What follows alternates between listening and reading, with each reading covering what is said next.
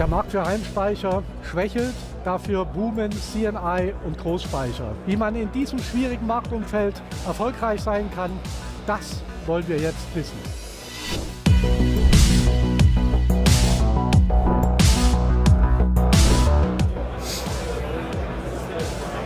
Guten Morgen, Franz. Guten Morgen, Heiko. Schön, dass ich wieder da sein darf bei Schön, euch. dass du hier bist. Ja, der Markt für Heimspeicher ist schwierig im Moment.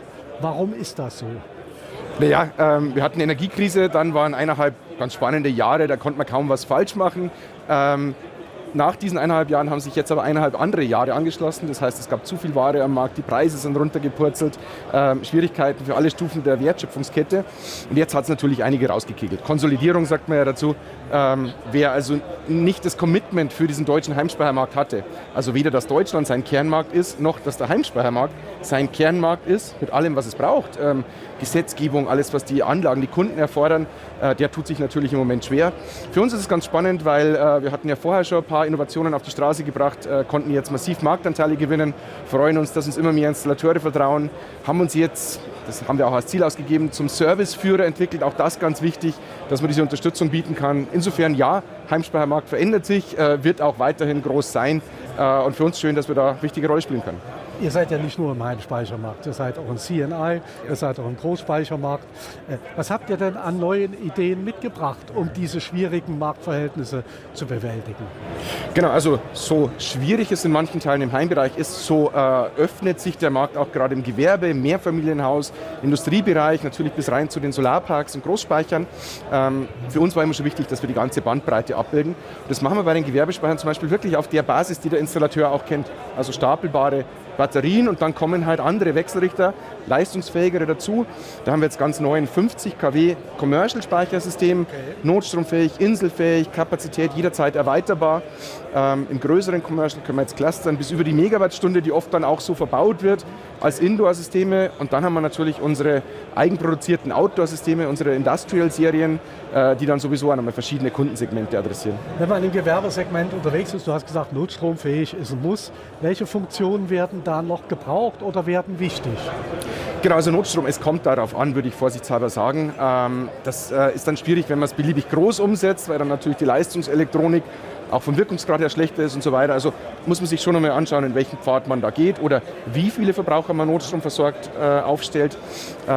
Ansonsten sind die Entwicklungen natürlich, dass man einfach versteht, so ein Speicher ist nicht einmal hingestellt, bleibt 20 Jahre gleich, tut 20 Jahre das Gleiche, sondern haben jetzt vor 11 Jahren, 2014, die ersten Serien Gewerbespeicher auf den Markt gebracht. Alle haben sich verändert, also sind gewachsen. Das sind auch nicht mehr die Systeme wie damals. Genau. Und Kunde liebt das System, vergrößert es gerne in Leistung, in Kapazität, in Anwendungen und genau diesen Weg wollen wir halt mitgestalten. Und ihr baut ja auch ganz große Speichersysteme und ihr baut ja mit Batterien von E-Autos. Genau. Warum? Und ganz zufällig stehen wir vor unserem wunderbaren neuen Phenicon Das ist schon ein tolles Gerät. Industrial XL, genau. Wie viel Kapazität hat der? Der hat 4 Megawattstunden, 4072 Kilowattstunden. In dieser Einheit? In 3 Einheiten, 36 dieser Original-Fahrzeugbatterien, 113 Kilowattstunden hat da jede einzelne Batterie. Nagelneu, von CATL, perfekte Ware. Warum gibt es die? Die waren mal für Fisker gebaut. Ein wunderbares Auto. Das war ja eine Insolvenz, glaube ich. Genau. Okay. Die hatten Themen mit ihrer Autosoftware, das war jetzt unser Glück, weil dann waren plötzlich 10.000 dieser Fahrzeugbatteriepacks übrig. Schon in Deutschland, perfekte Batterien, eigentlich viel besser als so die ganzen LFP-Batterien, die man so kennt. Und das Traurige ist, was passiert jetzt typischerweise mit solchen Batterien, wenn sie nicht in dieses eine Automodell verbaut werden können, für das sie gedacht waren. Werden entsorgt wahrscheinlich, oder? Hart in den Schredder geschmissen, sofort wieder zerlegt. Wahnsinn, ja. Also man gewinnt zwar die Rohstoffe zurück, aber ehrlicherweise, das können wir 10, 15 Jahre später auch.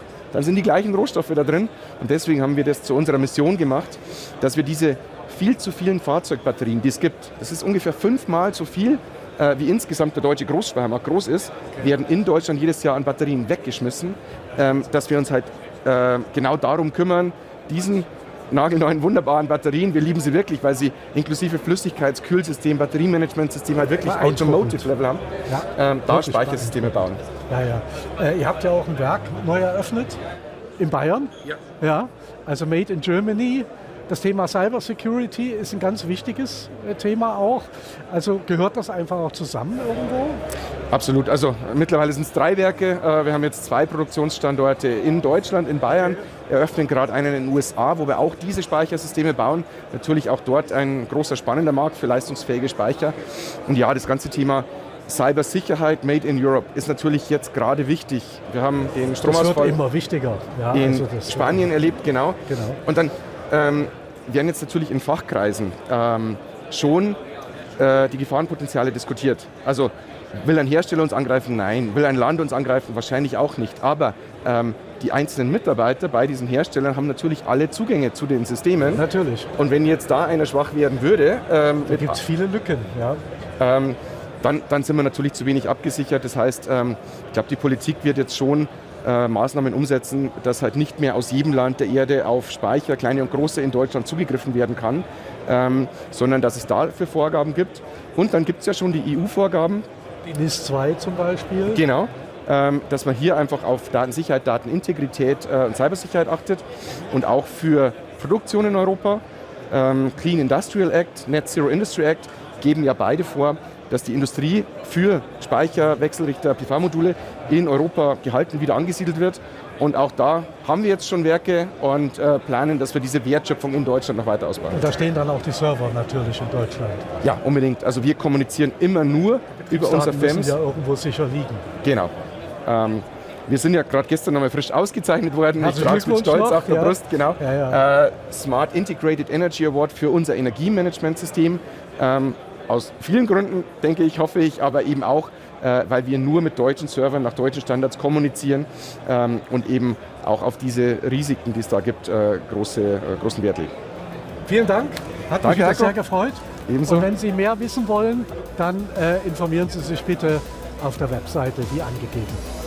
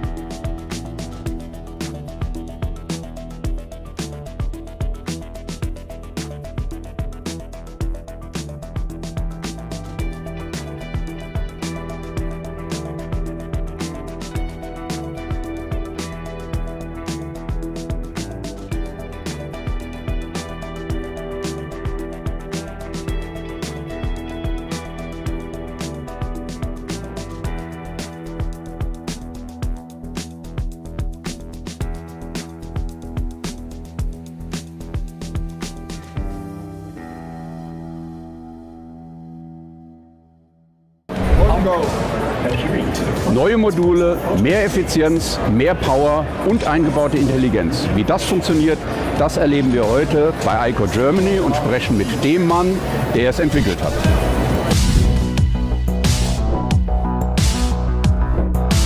Herr Dr. Peters, Sie haben dieses Jahr neue Module mitgebracht, mit mehr Leistung, mit mehr Effizienz und wir haben intelligente Module.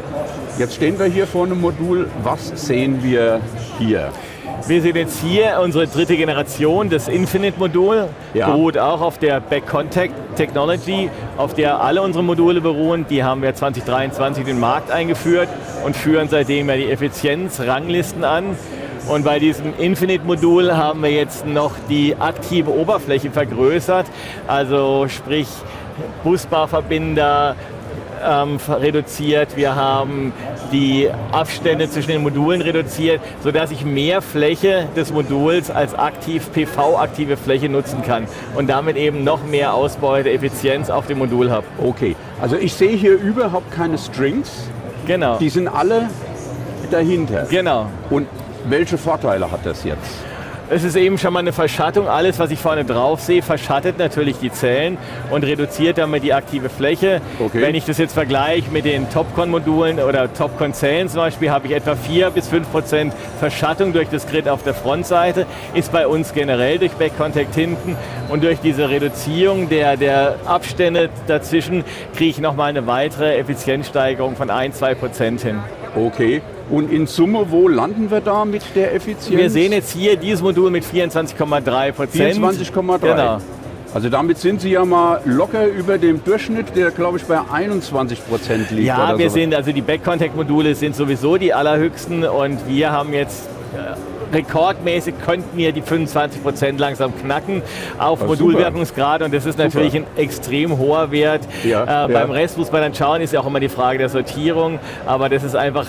Also wir glauben, dass wir mit diesen Back-Contact-Modulen und unserem Infinite-Modul langsam jetzt in diese asymptotische Grenze des Single-Junction-Wirkungsgrads kommen. Okay. Das heißt, wir glauben, dass wir auch die nächsten Jahre diesen Markt anführen werden, was die Wirkungsgrade geht. Es gibt natürlich jetzt viele Nachkommer, weil die auch gemerkt haben, dass ICO mit dieser Technologie einfach uneinholbar vorne ist. Ja. Deswegen gibt es, und das ist für uns auch ganz schön, für Milongi oder TCL, die mit uns da zusammen vorangehen. Wir haben da auch ein gemeinsames White Paper gemacht. Das zeigt einfach, dass wir schon vor 2-3 Jahren aufs richtige Pferd gesetzt haben. Sehr gut.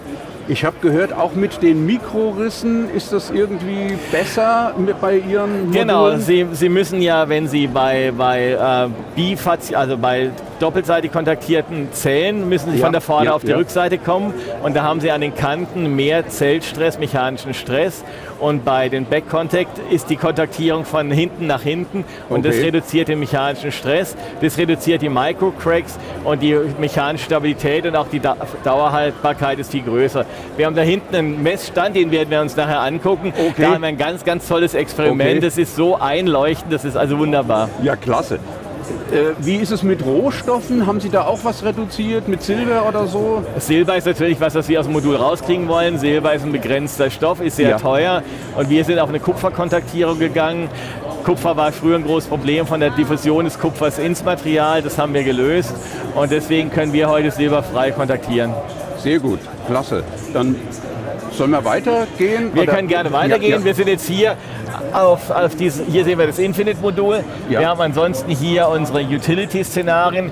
Wir schauen ja, dass wir alles nach Szenarien ausrichten, als Residential, C&I und Utility.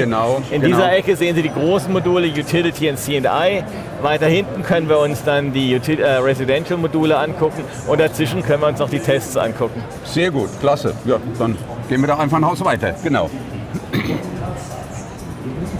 Was sehen wir hier? So auf dem Weg zu unseren anderen Modulen sehen wir hier unser Intelligent-Modul Navigator. Das zeichnet sich dadurch aus,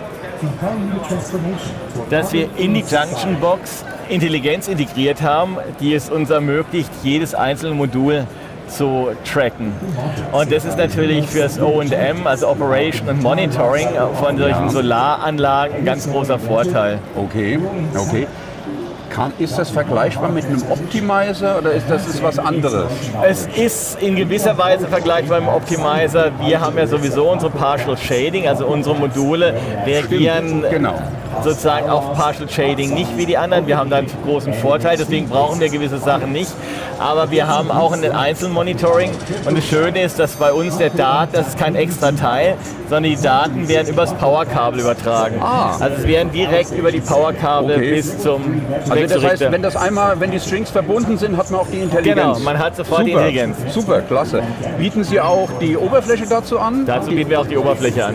Sehr gut, klasse.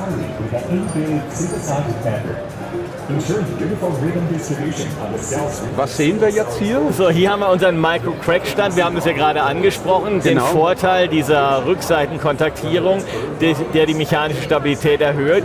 Und hier haben wir einen sehr schönen Aufbau, an dem man das mal live sehen kann. Ich finde, sehr eindrücklich sehen kann. Wir haben 2 Kilo Gewicht, was hochgehoben wird, fallen gelassen wird auf die Zelle. Und man kann hinterher das Resultat live sehen, wie eine doppelseitig kontaktierte Zelle aussieht und wie unsere rückseitig kontaktierte Zelle aussieht. Der Kollege wird den Versuch jetzt gleich starten und dann können wir das uns angucken. We can start now. Zuerst, das ist Topcon. Okay, das ist also eine Topcon-Zelle, die platziert wird.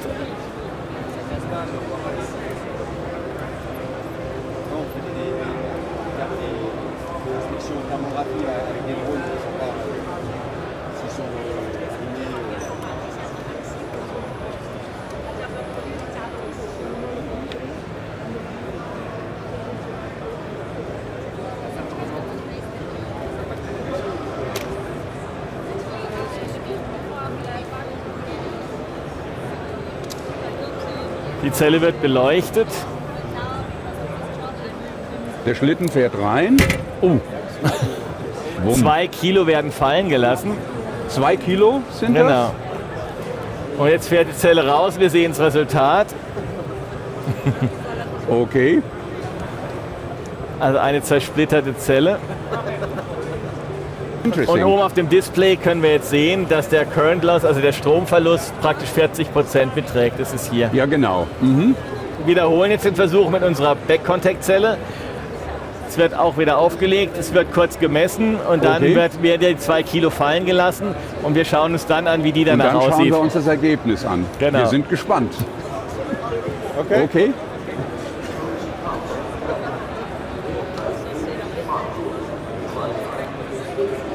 Die Zelle wird kontaktiert.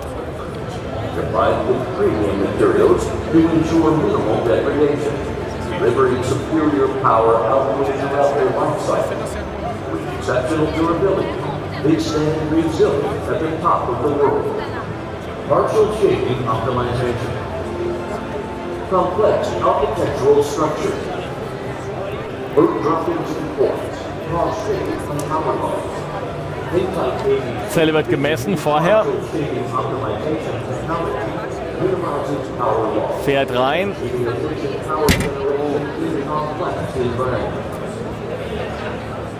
2 Kilo.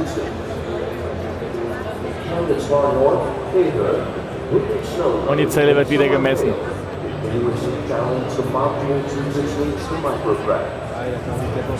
Wir sehen jetzt hier bei unserer Zelle einen Verlust von 14% im Strom, verglichen mit den 39% bei der Topcon-Zelle.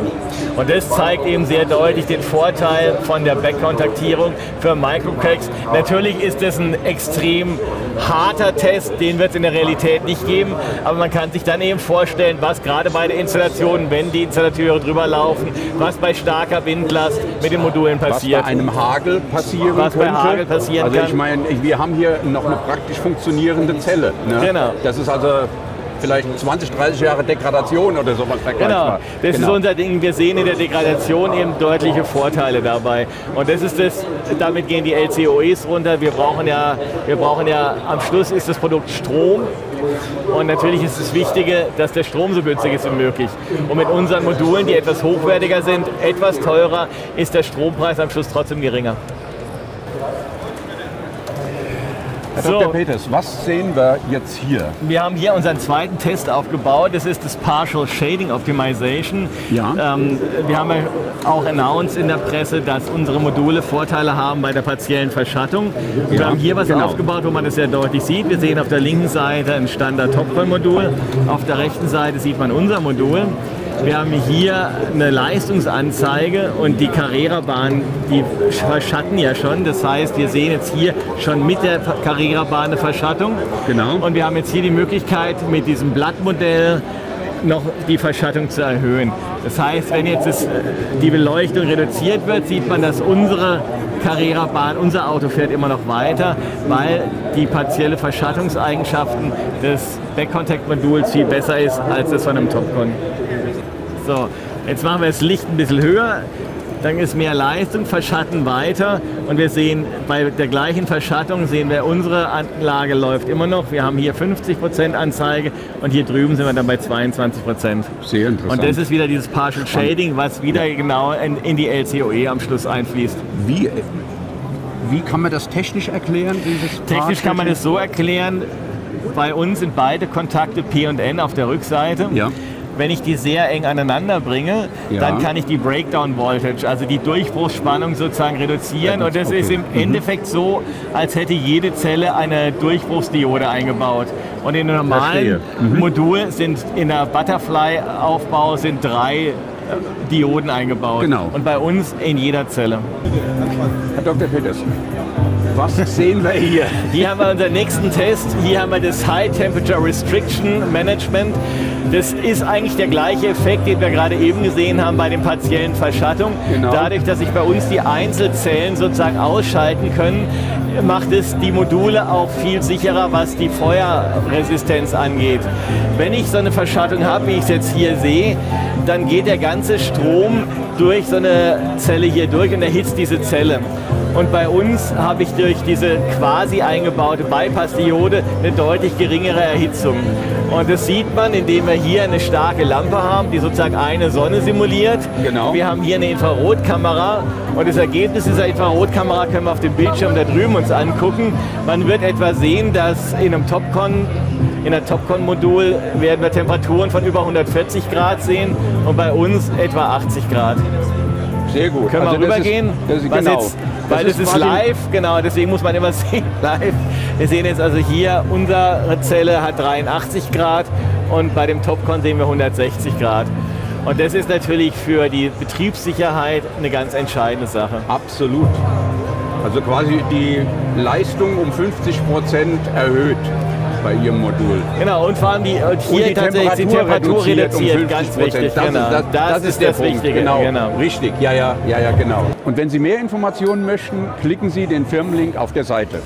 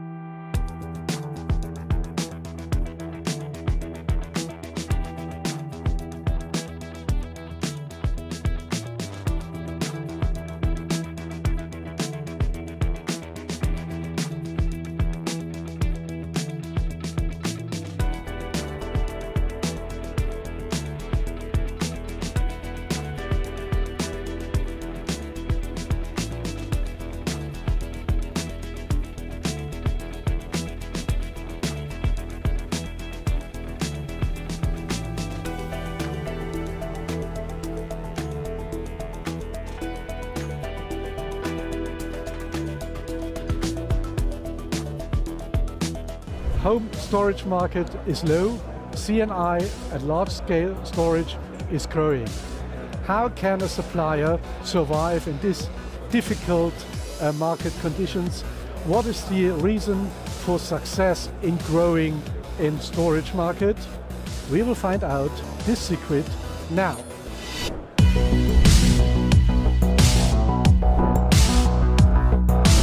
Good morning, Franz. Good morning, nice to Heiko. meet you again. Nice to have you here. Day, It's a first pleasure. hour of the Intersolar ES storage. So, home storage market is difficult all over Europe. What are the reasons for this? Yeah, I mean, after energy crisis, of course, there were 1.5 quite powerful years, but after these, the market did not proceed growing, but instead went a bit down. And especially the product itself changed. So it's not a PV battery anymore, just doing own consumption in the night. But a storage system must do much more, many different things meanwhile. And that's why whoever was not prepared for this, manufacturer or installer, have issues. In our case, we're growing with our market share. We're quite happy in this market. Yeah, because you not only have home storage, you have the C&I segment too, and big scale storage systems. So what are the news you're presenting here this year, the innovations? Oh yeah, we have quite some innovations in the hardware area. We have a new commercial system, 50 kilowatt, backup ready, PV direct connection, and with a stackable LFP battery modules, as the installers like to use them. Yeah, of course. And our commercial systems are now quite able for clustering, even more than 1 megawatt hour. In the standard systems as the wholesalers and installers know it. And of course, for the large systems, which we built ourselves based on EV batteries, there we have different product types for different applications. Quite interesting market right now. So this is a giant. How many megawatt hours can this system store? Yes, that's our new and biggest product. It's a Fenicon Industrial XL, 1.5 megawatt and 4 megawatt hours of capacity. That's huge, that's huge. And which functions do you need compared to home storage for C&I and for grid-connected large-scale storage? I mean, the functions of a storage system are always based on the energy management system, which was always our priority to develop it. And you got the award yesterday for the FEMS, for the Fenicon Energy Management System. Wearing it quite proudly. Thanks a lot, yeah. It's of course a great honor for us that this is such well recognized, that energy management system based on open source and based on applications which can change the application and the doing of the systems by time, because that's what we learned is absolutely necessary, is so highly appreciated by the jury, but also the installers out there. You're building these giant storage systems with EV batteries, traction batteries from electric cars. Yes. Why do you do this?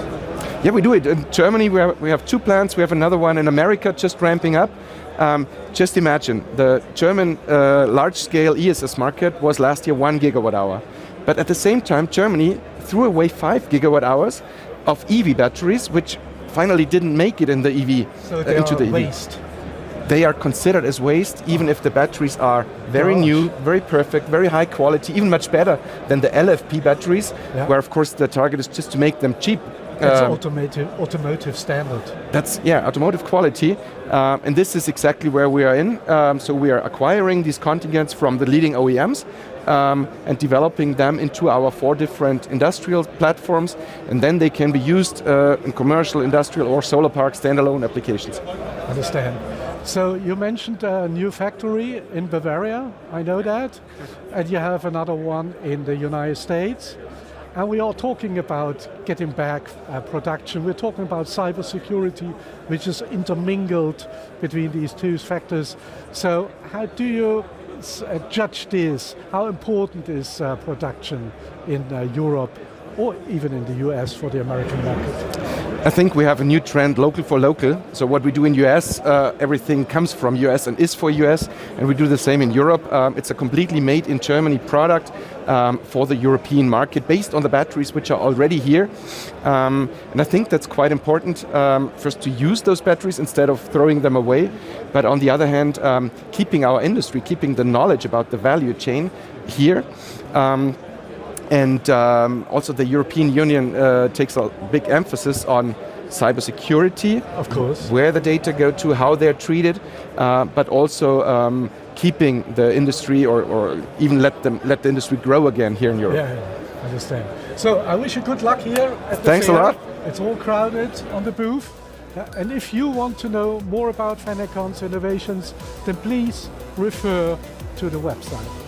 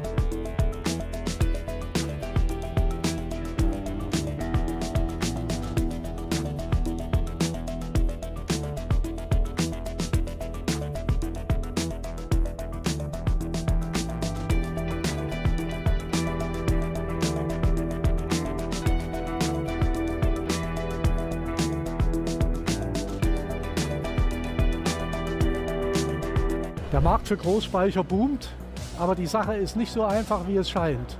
Finanzierung, Planung, Installation, Netzanschluss und professioneller Betrieb. Dafür braucht man die richtigen Partner mit der entsprechenden Erfahrung und Expertise. Worauf es ankommt, das erfahren wir jetzt.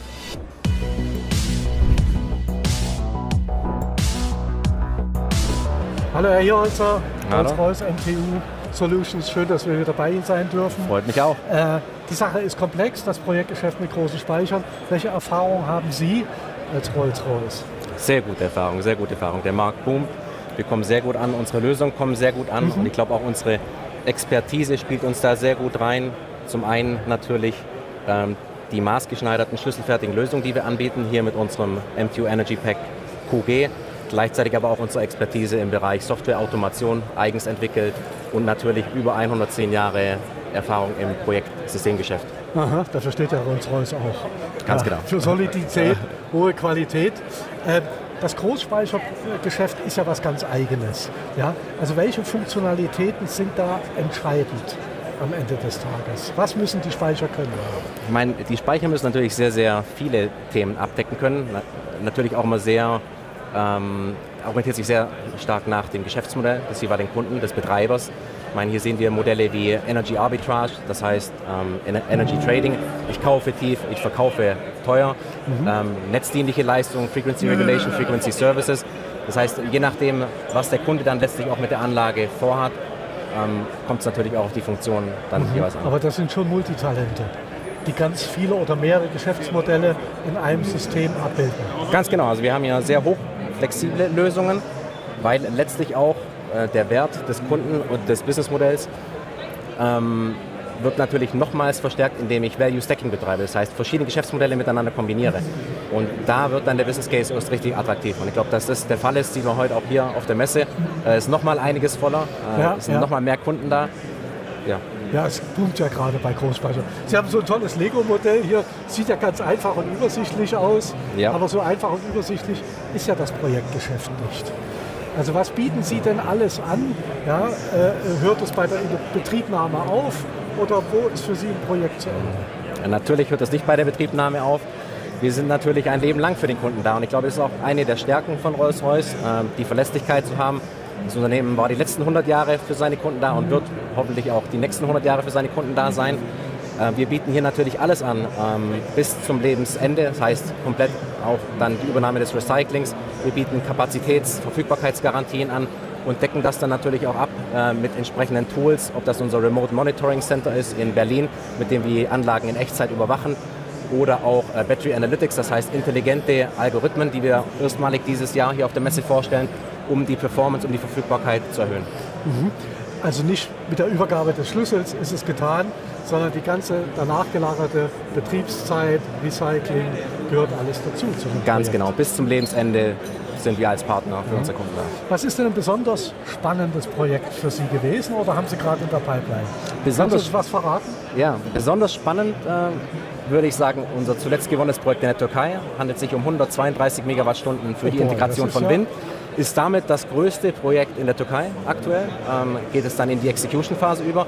Besonders spannend war es, weil wir hier mit unserem Kunden Polat Energy zusammengearbeitet haben, um eine Euler Hermes Exportfinanzierung möglich zu machen und dadurch das Projekt dann auch erst finanziell haben realisieren können. Ja, das ist ja die Basis von allem. Ganz genau. Ich bedanke mich fürs Gespräch. Ich bedanke mich. Und wenn mich. Sie mehr wissen wollen, dann bitte gehen Sie auf die Webseite, informieren Sie sich und stellen Sie den Kontakt direkt zu Rolls-Royce her.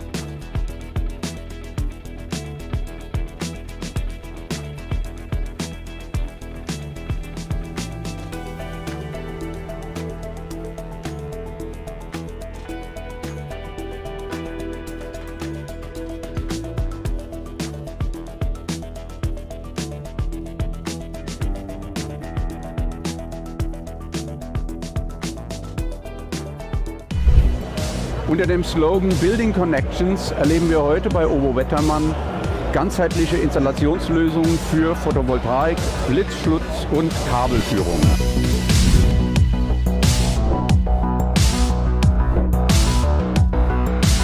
Also, hallo. Schön, dass wir hier sein dürfen. Vielen Dank, dass Sie hier sind. Was sehen wir heute hier? Ja, wir starten hier mit einer neuen Lösung von uns, die sogenannte Unibase Glue-Lösung, die wir jetzt erstmalig zur Messe zeigen. Okay. Ist eine verklebte Variante, also wir gehen weg von dem klassischen Ballast mittels Pflasterstein und zusätzlicher Beschwerung. Wir bohren auch nicht ins Dach, sondern diese Lösung wird rein verklebt mit der Dachhaut.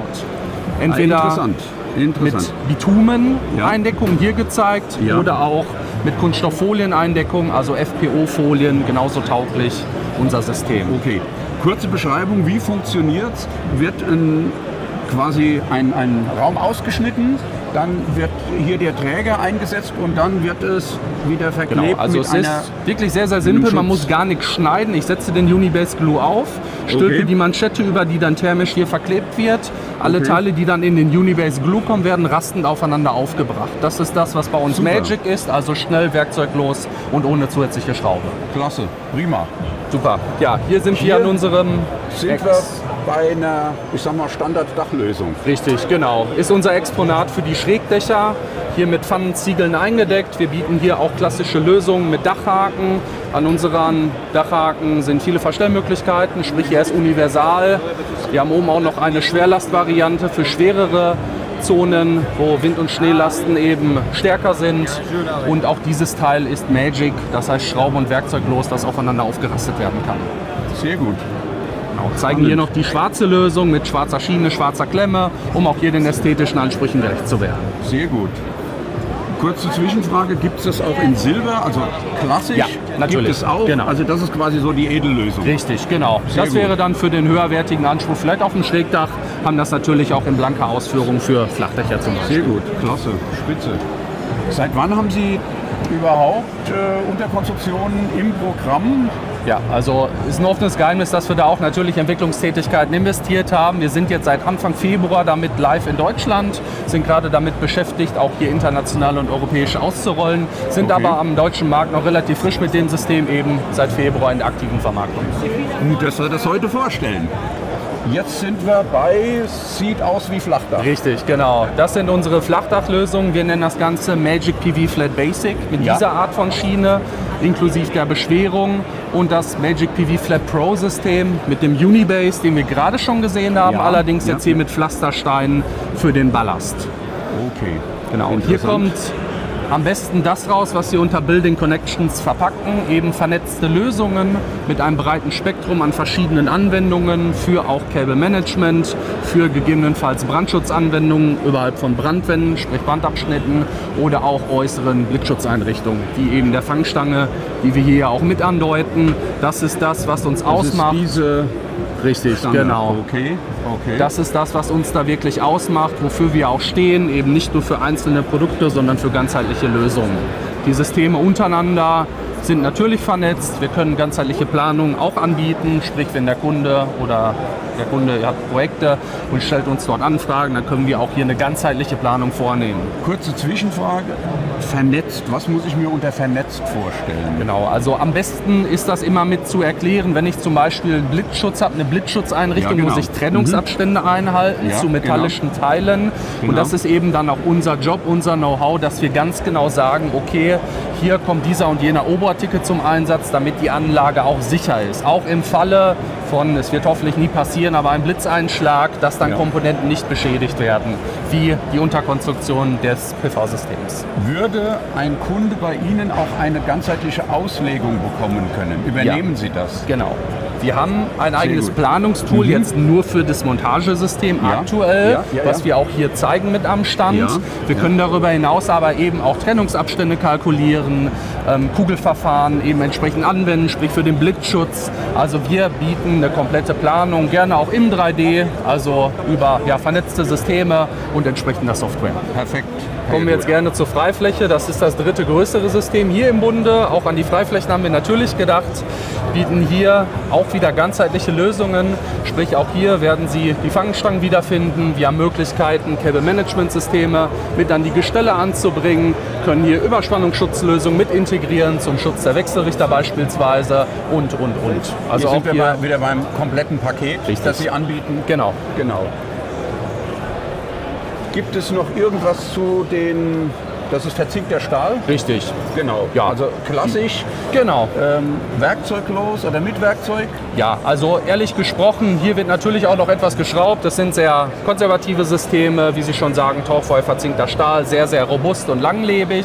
Wir haben allerdings auch hier Kleinigkeiten mit eingebracht, wie zum Beispiel die Klemme, die ich aufschieben kann auf die C-Kontur und dann flexibel ausrichten kann, je nachdem, welche Module ich dann einsetze. Die Klemme funktioniert dann als Mittel-, als Endklemme. Da haben wir verschiedene Lösungen im Programm. Die ziehe ich an und dann habe ich auch hier eine feste Installation. Sehr gut. Auch eine Neuheit von uns, unser Wechselrichterrahmen. Wenn ich direkt auf dem Dach installiere, den Wechselrichter auf dem Dach verorte, habe ich die Möglichkeit, mit unserem Wechselrichterrahmen den Wechselrichter zu schützen, vor Witterungseinflüssen zu schützen, kann dort auch Überspannungsschutz mit anbringen. Also ja, auch wieder alles fix und fertig. Und man könnte rein theoretisch, also jetzt mal so als Elektriker betrachtet, auch schon vormontieren und dann das Ganze aufs Dach mit dem Kran heben zum Beispiel. Zum Beispiel. Ja auch wieder Zeit. Genau. Sind vorkonfektionierte Lösungen. Unsere Lösung bekommen Sie zwar nicht vormontiert, aber so konfektioniert, dass die Teile abgezählt sind. Ist also ein kleiner Bausatz, den ich natürlich auch zum Beispiel vor Ort oder nicht auf dem Dach vormontieren kann. Sehr gut. Dann haben wir hier noch Kabellösungen, habe ich gesehen. Genau. Das ist das, wofür wir auch schon lange Zeit hoffentlich bekannt sind bei unseren Kunden. Sprich hier nochmal ein Abgriff über unsere Cable-Management-Lösungen, egal ob Gitterrinne oder Kabelrinne. Da können wir sehr, sehr viel bieten. Davon dann losgelöst, hier noch mit der Brandschutz gezeigt, mit den Lösungen für Kanal und auch Bandage. Das sehen wir da oben, ne? Richtig, genau. Hier in der Mitte an der Wand. Klassische Feuerbremse, dass das Feuer nicht überspringt. Genau, für die Brandfortleitung zur Verhinderung, wenn ich Brandabschnitte eben unterbrechen muss. Und last but not least unsere isolierten Blitzschutzsysteme. Blitzschutz, genau. Sehr massiv alles. Richtig. Genau. Sehr gut. Ist oftmals dann auch notwendig, gerade wenn ich Trennungsabstände nicht einhalten kann, haben die auch professionelle Lösungen für Premium-Lösungen, sodass ich da Trennungsabstände auf ein Minimum reduzieren kann, um die Anlage eben sicher auszulegen. Sehr gut. Last but not least, das, was wir gerade auch schon in der Anwendung gesehen haben, hier noch einmal losgelöst, isolierte Blitzschutzleitungen, die wir auch anbieten, um die Installation dann auch hier sicher zu machen. Wir haben Premium-Lösungen im Programm, wodurch wir dann Trennungsabstände reduzieren können, damit eben kein Überschlag stattfindet, wenn ein Blitzeinschlag mal vorkommt, was hoffentlich nie passieren wird, aber auch dafür bieten wir dann entsprechende Lösungen. Sehr gut und sieht alles sehr massiv aus. Absolut und das ist dann auch teilweise wirklich notwendig. Sehr gut. Und für weitere Informationen klicken Sie den Firmenlink auf der Website.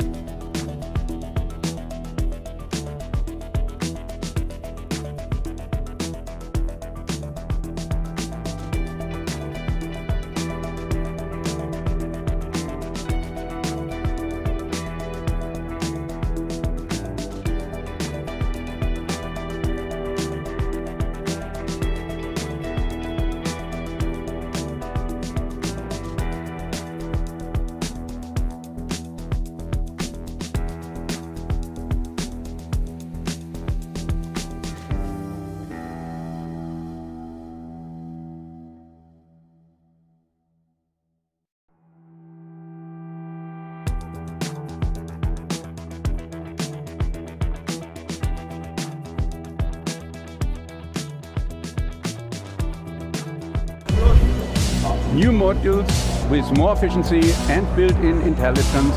This is what we're going to see now at ICO Germany.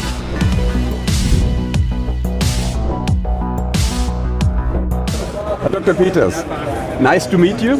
What we are going to see now?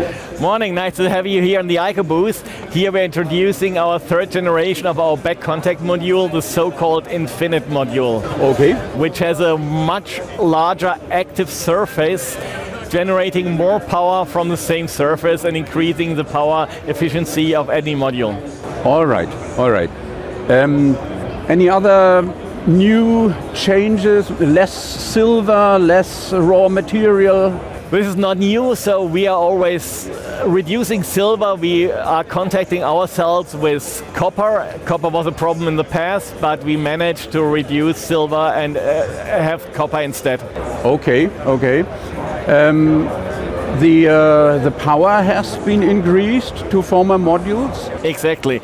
So in this module, the power has increased by module changes, not by cell changes. The cell has the same efficiency as before, but we were able to reduce the dead areas of this module, giving more active area, and this is module manufacturing. Okay. And this was achieved how?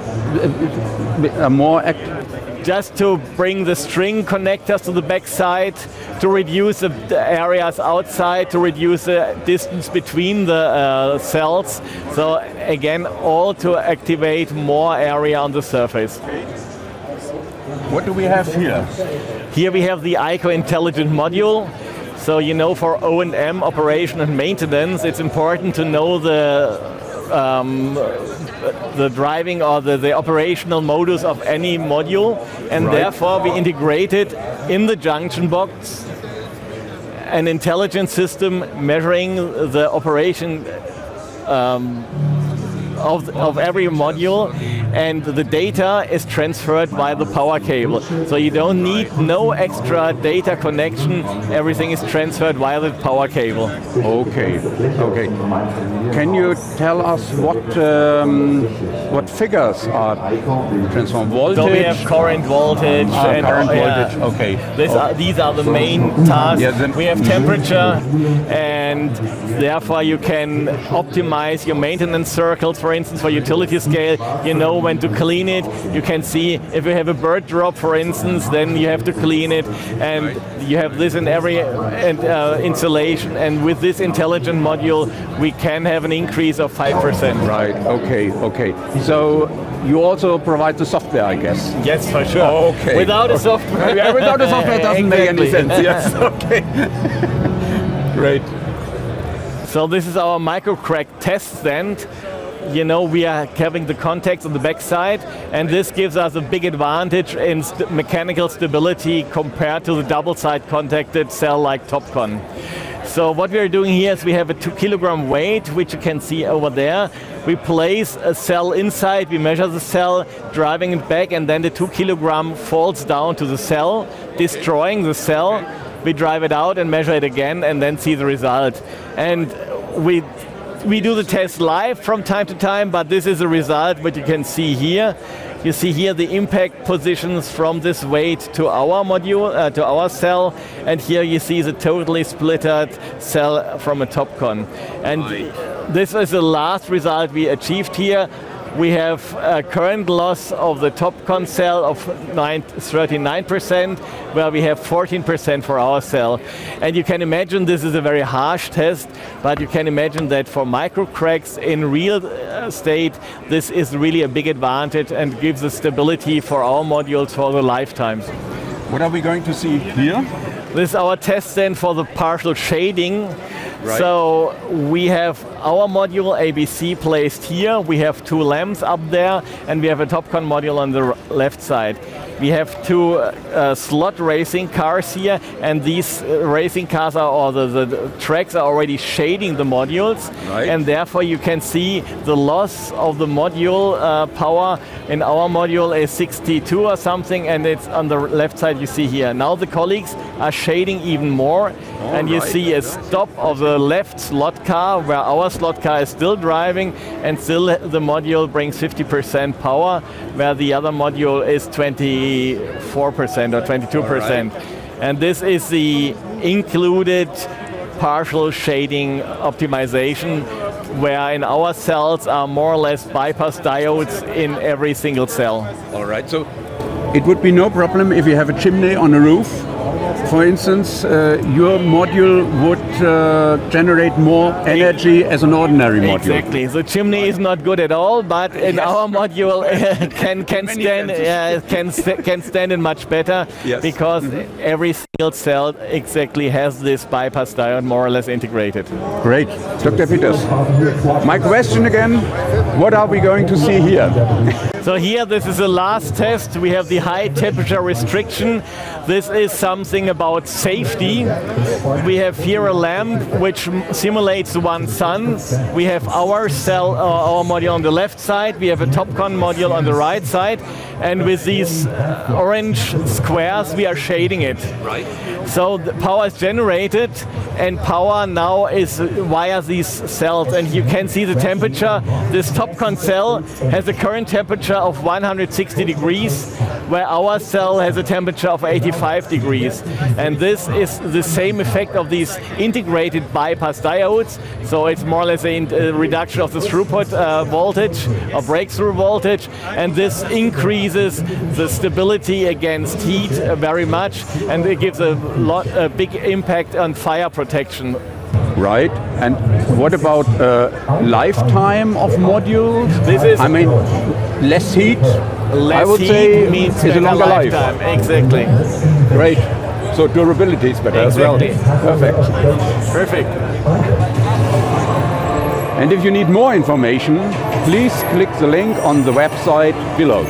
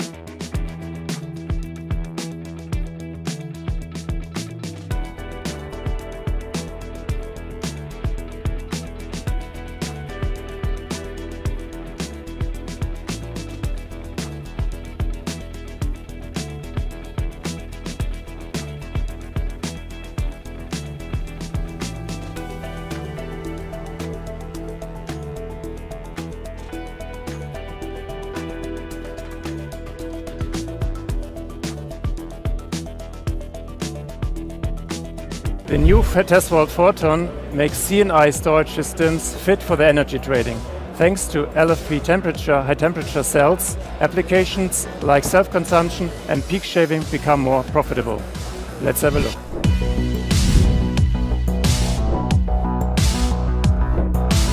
Hello and welcome to the PV Guided Tours. We are right now at the booth from Tesvolt. With us is Christian Löffler. He's product manager at Tesvolt. Hi, Christian. Hi, Nils. Nice to have you here again. Yes, thank you. Christian, what new products are you showcasing this year? So we're showing two new products. One of the new products we are staying in the front right now. That's the so-called Tesvolt Photon. The Photon is an outdoor solution with a very high efficiency and a new business model. Okay, so let's talk a little bit more about the Photon. What does the system deliver in terms of power and capacity? So, yeah. As mentioned, this is an outdoor system, and we are starting at around 90 kilowatts and 90 kilowatt hours, so a so-called 1C application, and we can scale up the system up to 1.5 megawatts. Mm-hmm. And you are saying that the Photon is a kind of game changer also. What makes the system work so efficiently? So the system is working efficiently with a high temperature battery. So the temperature in the battery can be very high, and the system is running very well without any kind of advanced cooling, so liquid cooling, or you have any kind of air condition inside. And we achieved this with our new heat exchanger, what you can see right here. Mm-hmm. Okay, interesting. But security is also a big topic, cybersecurity, security in general. What do you deliver in this case? Yeah, that's correct. So that's an overall secure system, let's say this in this way. At one point we have different sensors, we have a fire extinguishing system, but also on the other hand we have cybersecurity. So cybersecurity is very important for us. Also data security, so we can store the data on our servers in Europe, that we can achieve a very secure data handling of the customer. Mm-hmm. So this new system works together with a new business model, your energy trading. How does this work and who can participate? So, to achieve this new business model, you need hardware on the one hand, on the other hand you need software, and I would like to show you the software on a different screen, so let's walk over. All right.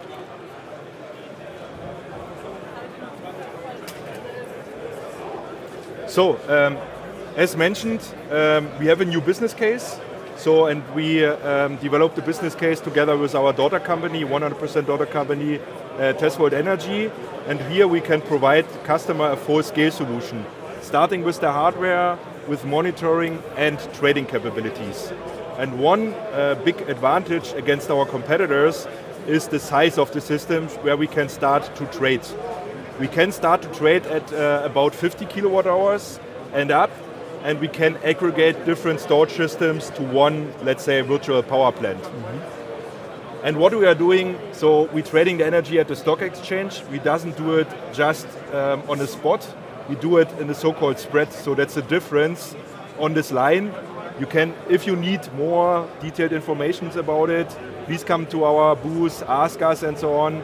Reach out to our partners, then we can explain it in detail to understand the business case a little bit better. But in general, we're trading via the spread, and then we can disaggregate the system again.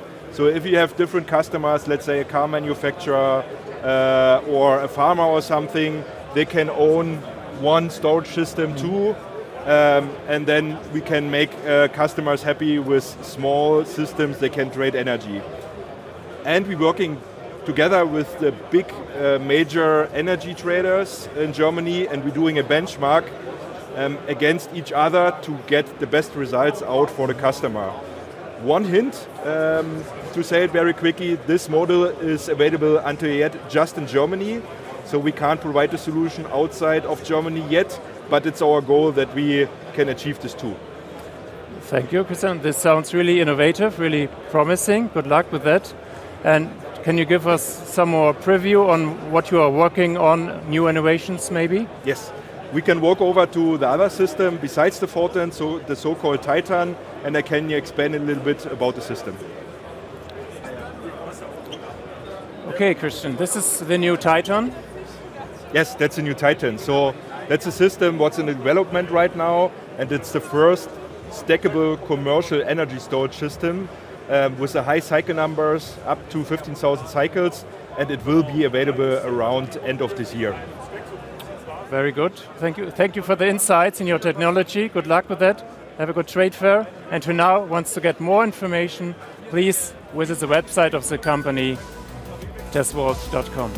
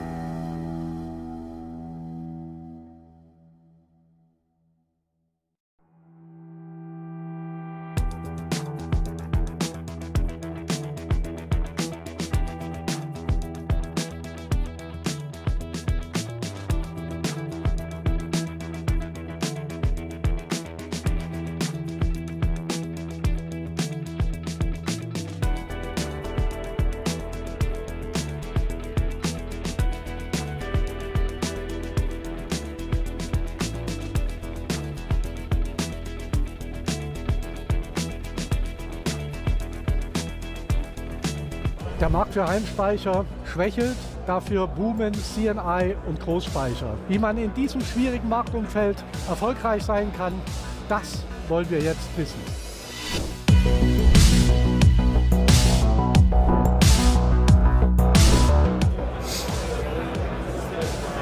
Guten Morgen, Franz. Guten Morgen, Heiko. Schön, dass ich wieder da sein darf bei Schön, euch. dass du hier bist. Ja, der Markt für Heimspeicher ist schwierig im Moment. Warum ist das so? Naja, wir hatten eine Energiekrise, dann waren 1,5 ganz spannende Jahre, da konnte man kaum was falsch machen. Nach diesen 1,5 Jahren haben sich jetzt aber 1,5 andere Jahre angeschlossen. Das heißt, es gab zu viel Ware am Markt, die Preise sind runtergepurzelt, Schwierigkeiten für alle Stufen der Wertschöpfungskette. Und jetzt hat es natürlich einige rausgekegelt. Konsolidierung sagt man ja dazu. Wer also nicht das Commitment für diesen deutschen Heimspeichermarkt hatte, also weder dass Deutschland sein Kernmarkt ist, noch dass der Heimspeichermarkt sein Kernmarkt ist, mit allem, was es braucht, Gesetzgebung, alles, was die Anlagen, die Kunden erfordern, der tut sich natürlich im Moment schwer.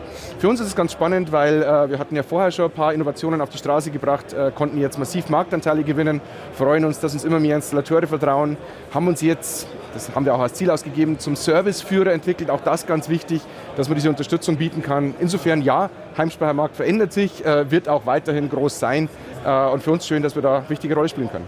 Ihr seid ja nicht nur im Heimspeichermarkt, ihr seid auch im C&I, ihr seid auch im Großspeichermarkt. Was habt ihr denn an neuen Ideen mitgebracht, um diese schwierigen Marktverhältnisse zu bewältigen? Genau, also so schwierig es in manchen Teilen im Heimbereich ist, so öffnet sich der Markt auch gerade im Gewerbe, im Mehrfamilienhaus, Industriebereich, natürlich bis rein zu den Solarparks und Großspeichern. Für uns war immer schon wichtig, dass wir die ganze Bandbreite abbilden. Und das machen wir bei den Gewerbespeichern zum Beispiel wirklich auf der Basis, die der Installateur auch kennt, also stapelbare Batterien und dann kommen halt andere Wechselrichter, leistungsfähigere dazu. Da haben wir jetzt ganz neu ein 50 kW Commercial-Speichersystem, notstromfähig, inselfähig, Kapazität jederzeit erweiterbar. Im größeren Commercial können wir jetzt clustern bis über die Megawattstunde, die oft dann auch so verbaut wird als Indoor-Systeme. Und dann haben wir natürlich unsere eigenproduzierten Outdoor-Systeme, unsere Industrial-Serien, die dann sowieso einmal verschiedene Kundensegmente adressieren. Wenn man im Gewerbesegment unterwegs ist, du hast gesagt, notstromfähig ist ein Muss. Welche Funktionen werden da noch gebraucht oder werden wichtig?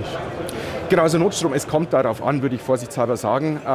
Das ist dann schwierig, wenn man es beliebig groß umsetzt, weil dann natürlich die Leistungselektronik auch vom Wirkungsgrad her schlechter ist und so weiter. Also muss man sich schon einmal anschauen, in welchen Pfad man da geht oder wie viele Verbraucher man Notstrom versorgt aufstellt. Ansonsten sind die Entwicklungen natürlich, dass man einfach versteht, so ein Speicher ist nicht einmal hingestellt, bleibt 20 Jahre gleich, tut 20 Jahre das Gleiche, sondern haben jetzt vor 11 Jahren, 2014, die ersten Serien Gewerbespeicher auf den Markt gebracht. Alle haben sich verändert, also sind gewachsen. Das sind auch nicht mehr die Systeme wie damals. Genau. Und Kunde liebt das System, vergrößert es gerne in Leistung, in Kapazität, in Anwendungen und genau diesen Weg wollen wir halt mitgestalten. Und ihr baut ja auch ganz große Speichersysteme. Und ihr baut ja mit Batterien von E-Autos. Genau. Warum? Und ganz zufällig stehen wir vor unserem wunderbaren neuen Phenicon das ist schon ein tolles Gerät. Industrial XL, genau. Wie viel Kapazität hat der? Der hat 4 Megawattstunden, 4072 Kilowattstunden. In dieser Einheit? In 3 Einheiten, 36 dieser Original-Fahrzeugbatterien, 113 Kilowattstunden hat da jede einzelne Batterie. Nagelneu, von CATL, perfekte Ware. Warum gibt es die? Die waren mal für Fisker gebaut.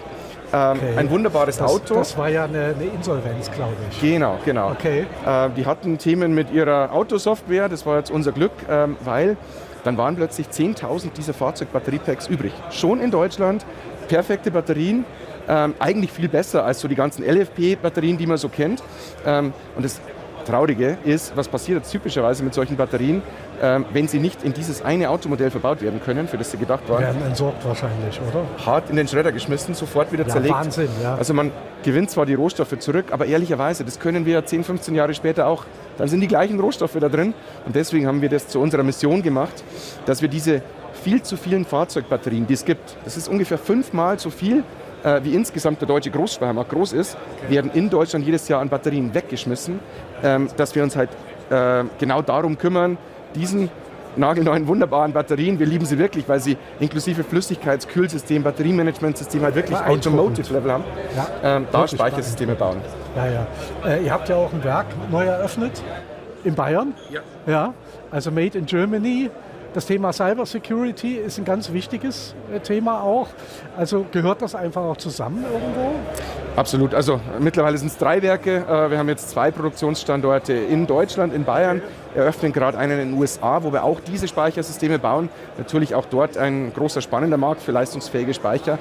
Und ja, das ganze Thema Cybersicherheit made in Europe ist natürlich jetzt gerade wichtig. Wir haben den Stromausfall das wird immer wichtiger. Ja, in Spanien erlebt, genau. Genau. Und dann werden jetzt natürlich in Fachkreisen schon die Gefahrenpotenziale diskutiert. Also will ein Hersteller uns angreifen? Nein. Will ein Land uns angreifen? Wahrscheinlich auch nicht. Aber die einzelnen Mitarbeiter bei diesen Herstellern haben natürlich alle Zugänge zu den Systemen. Natürlich. Und wenn jetzt da einer schwach werden würde... da gibt es viele Lücken, ja.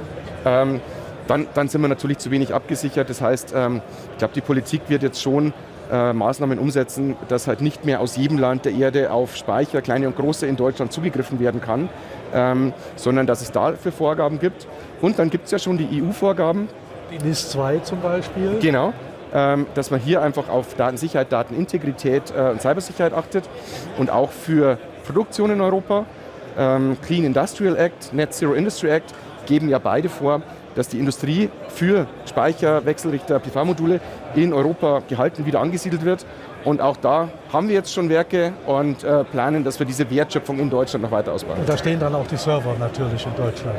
Ja, unbedingt. Also wir kommunizieren immer nur über unser FEMS. Müssen ja irgendwo sicher liegen. Genau. Wir sind ja gerade gestern nochmal frisch ausgezeichnet worden. Ich trage es mit Stolz auf der Brust. Genau. Ja. Smart Integrated Energy Award für unser Energiemanagementsystem.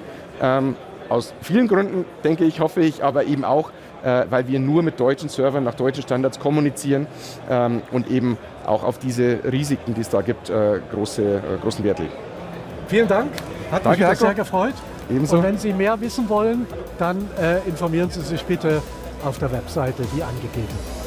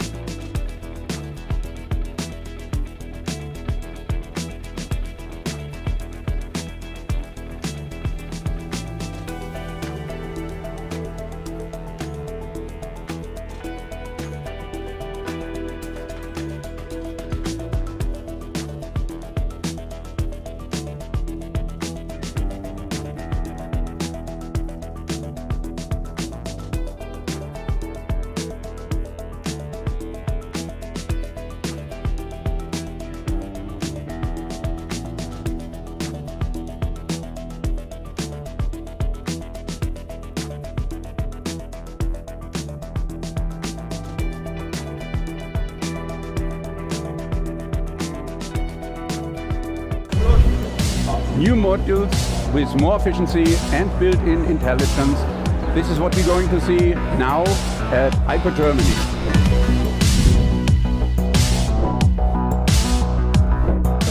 Dr. Peters, nice to meet you. What we are going to see now? Morning, nice to have you here in the ICO booth. Here we're introducing our third generation of our back contact module, the so-called Infinite module. Okay. Which has a much larger active surface, generating more power from the same surface and increasing the power efficiency of any module. All right, all right. Any other new changes? Less silver, less raw material? This is not new, so we are always reducing silver. We are contacting ourselves with copper. Copper was a problem in the past, but we managed to reduce silver and have copper instead. Okay, okay. The power has been increased to former modules? Exactly. So in this module, the power has increased by module changes, not by cell changes. The cell has the same efficiency as before, but we were able to reduce the dead areas of this module, giving more active area, and this is module manufacturing. Okay. And this was achieved how? A more active? Just to bring the string connectors to the backside, to reduce the areas outside, to reduce the distance between the cells. So again, all to activate more area on the surface. What do we have here? Here we have the ICO Intelligent module. So you know, for O&M, operation and maintenance, it's important to know the driving or the operational modus of any module, and therefore we integrated in the junction box an intelligent system measuring the operation of every module, and the data is transferred via the power cable. So you don't need no extra data connection, everything is transferred via the power cable. Okay, okay.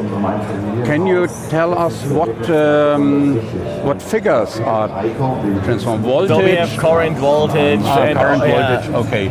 These are the main tasks. Yeah, we have temperature, and therefore you can optimize your maintenance circles. For instance, for utility scale, you know when to clean it. You can see if you have a bird drop, for instance, then you have to clean it, and you have this in every installation. And with this intelligent module, we can have an increase of 5%. Right. Okay. Okay. So you also provide the software, I guess. Yes, for sure. Okay. Without a software, without a software, it doesn't make any sense. Yes. Okay. Great. So this is our microcrack test stand. You know, we are having the contacts on the backside, and this gives us a big advantage in mechanical stability compared to the double-side contacted cell like TOPCon. So what we are doing here is we have a 2 kilogram weight, which you can see over there. We place a cell inside, we measure the cell, driving it back, and then the 2 kilogram falls down to the cell, destroying the cell. We drive it out and measure it again, and then see the result. And we do the test live from time to time, but this is a result what you can see here.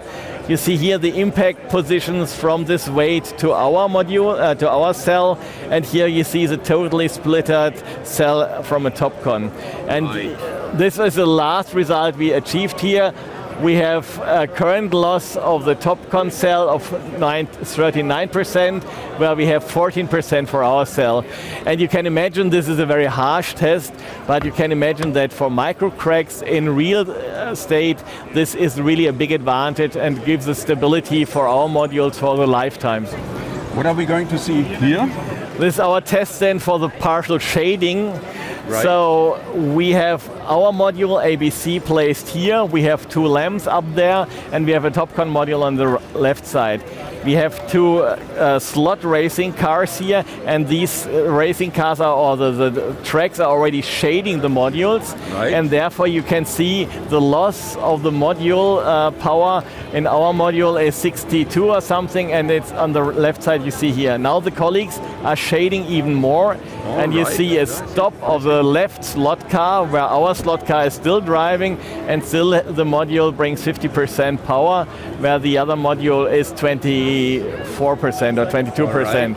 And this is the included partial shading optimization, where in our cells are more or less bypass diodes in every single cell. All right, so it would be no problem if you have a chimney on a roof for instance, your module would generate more energy as an ordinary module. Exactly. The chimney is not good at all, but in our module can stand it much better because every single cell exactly has this bypass diode more or less integrated. Great. Dr. Peters, my question again, what are we going to see here? So here, this is the last test. We have the high temperature restriction. This is something about safety. We have here a lamp which simulates one sun. We have our cell, our module on the left side. We have a TOPCon module on the right side. And with these orange squares, we are shading it. Right.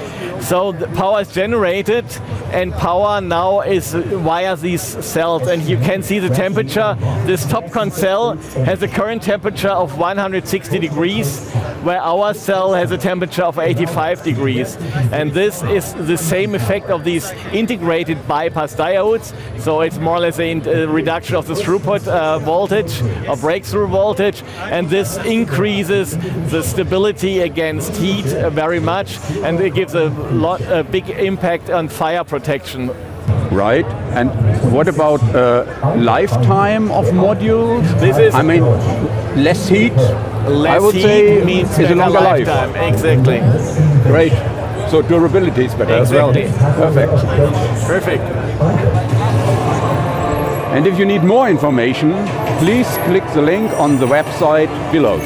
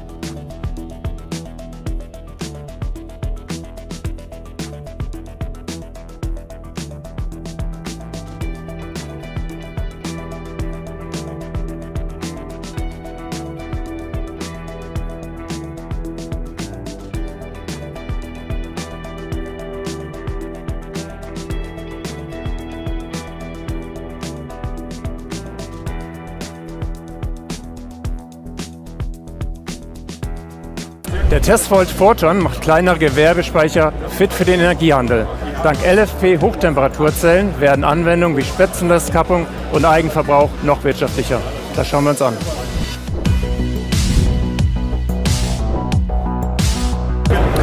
Ja, herzlich willkommen bei den PV Guided Tours. Wir sind am Stand von Tesvolt. Bei uns ist Christian Leffler, Produktmanager bei Tesvolt. Hi Christian. Hi Nils, schön, dass du wieder auf unserem Stand bist. Die Freude ist ganz auf unserer Seite. Was habt ihr in diesem Jahr Neues dabei, Christian? Ja, in diesem Jahr haben wir 2 neue Produkte dabei. In den letzten Jahren ist die bekannte E-Serie und A-Serie, die hatten wir immer wieder vorgestellt auf den Messen. Und dieses Jahr haben wir gesagt, okay, die A- und E-Serie, die haben ihre Zeit gehabt und wir gucken jetzt auf unsere neuen Produkte. Und eins dieser neuen Produkte oder dieser Lösung ist der Tesvolt Photon, ein Outdoor-Speichersystem, was eine besonders hohe Zyklenzahl aufweist. Ja, sprechen wir doch noch ein bisschen über den Photon. Was deckt das System ab im Bereich von Kapazität und Leistung? Genau. Also das System startet bei ca. 90 kW Leistung und 90 Kilowattstunde, eine sogenannte 1C-Anwendung. Wir können aber skalieren bis in den Megawattstundenbereich rein, also 1,5 Megawattstunden, um genau zu sein. Und was wir auch sicherstellen, ich habe es eingangs erwähnt, ist die sehr hohe Zyklenzahl von 15.000 Zyklen. Ja, spannend. Und ihr sagt ja, aber das ist auch ein Gamechanger, dieser Speicher. Warum arbeitet der so effizient? Das ist richtig. Der Speicher ist ein Gamechanger, nicht nur durch die hohe Zyklenzahl, sondern er weist auch eine besonders hohe Effizienz auf und er hat einen besonderen Business Case. Darauf würden wir später nochmal zu sprechen kommen. Okay, und jetzt ist ja auch Sicherheit ein großes Thema auf der Messe, Brandsicherheit, Cybersicherheit. Wie seid ihr da aufgestellt? Ja, da sind wir mit dem Produkt sehr gut aufgestellt, sowohl im Bereich Brandschutz, wir haben verschiedene Gasdetektoren da drin, eine Brandbekämpfungsanlage, aber auch das Thema Cyber Security wird immer mehr interessant, gerade was das Thema Datensicherheit, Datenschutz angeht. Hier werden die Daten in Europa, in Deutschland gespeichert für den Kunden. Wir haben eine IoT-Gateway-Anbindung, das heißt, wir können verschiedene Systemkomponenten auch in das System integrieren. Wir können die Daten monitoren und das hat zum Beispiel auch den Vorteil, dass wir Service-Updates over the air durchführen können. Okay, und jetzt ist ja das Spannende, euer neues Trading-Modell. Wie funktioniert das Modell und wer kann da teilnehmen? Kannst du uns das zeigen? Also bei dem Trading-Modell kann eigentlich jeder teilnehmen, der einen Netzanschluss hat, um das kurz zu sagen, oder auch einen passenden Kunden. Wir führen sehr viel detaillierte Schulungen durch, auch im Rahmen der Messe dieses Jahr, aber auch darüber hinaus in Roadshows können sich die Kunden darüber informieren. Das würde ich aber an einem separaten Punkt zeigen. Sehr gerne. Schauen wir uns das mal an. Super, komm gern mit. So, Nils, ja, hier sind wir bei dem Bereich der Tesvolt Energy. Vielleicht ganz kurz, die Tesvolt Energy ist eine 100%ige Tochterfirma der Tesvolt AG und die spezialisiert sich auf das Thema Energiehandel. Ich habe es gerade eingangsseitig erwähnt, wir haben das sogenannte IoT-Gateway und das IoT-Gateway sorgt unter anderem dafür, dass wir die Hardware anbinden, aber über die Tesvolt Energy auch ein Monitoring-Portal haben, wo der Kunde jederzeit die Performance seines Speichers im Rahmen des Energiehandels sehen kann. Also wir betreiben Energiehandel und der Unterschied zu bekannten Anbietern ist die Systemgröße. Wir können viele kleine Speicher, wir starten aktuell bei 50 kW, in diesen Trading Pool aufnehmen, den wir hier sehen, und können die zu einem virtuellen Kraftwerk aggregieren. Und dann fangen wir an, diese Speicher an der Börse zu handeln. Wir folgen hier dem Börsenstrompreis und der Unterschied zu den bekannten Trading-Modellen ist, wir nutzen den sogenannten Spread. Anhand dieser Börsenlinie gibt es Abweichungen und diesen Spread nutzen wir, um Energie zu handeln. Was das detailliert ist, kommt gern zu uns, fragt uns dazu, da geben wir detaillierte Antwort, hier einen groben Überblick und dann kann ich halt, wenn ich dieses System handle, kann ich das wieder disaggregieren in verschiedene Systeme, dass der Bauer seinen Speicher bekommt, das Autohaus seinen Speicher bekommt, etc. etc. Ja. Und wir arbeiten hier mit den 3 größten Trading-Anbietern zusammen, um immer das Beste für den Kunden herauszuholen. Also wir benchmarken die auch, wer hat die beste Performance, wir gucken in der Vergangenheit, wer hatte die beste Performance und suchen dann für den Kunden die beste Lösung. Okay, das ist sozusagen auch das, was euch unterscheidet, weil Energy Trading machen ja gerade mehrere Leute. Genau. Gibt es sonst noch was Spannendes, an dem ihr gerade arbeitet? Ja, wir haben neben dem Neuprodukt des Photons, ich habe es eingangs schon erwähnt, auch ein weiteres Produkt in Entwicklung. Das ist jetzt noch nicht ganz verfügbar, aber ich würde es gerne mal kurz anteasern und da sollten wir auf die andere Seite des Standes gehen. Sehr gern. Okay. Also das ist der neue Titan, Christian? Ja, richtig, das ist der neue Titan. Das ist das Produkt, was ich gerade auch angeteasert habe.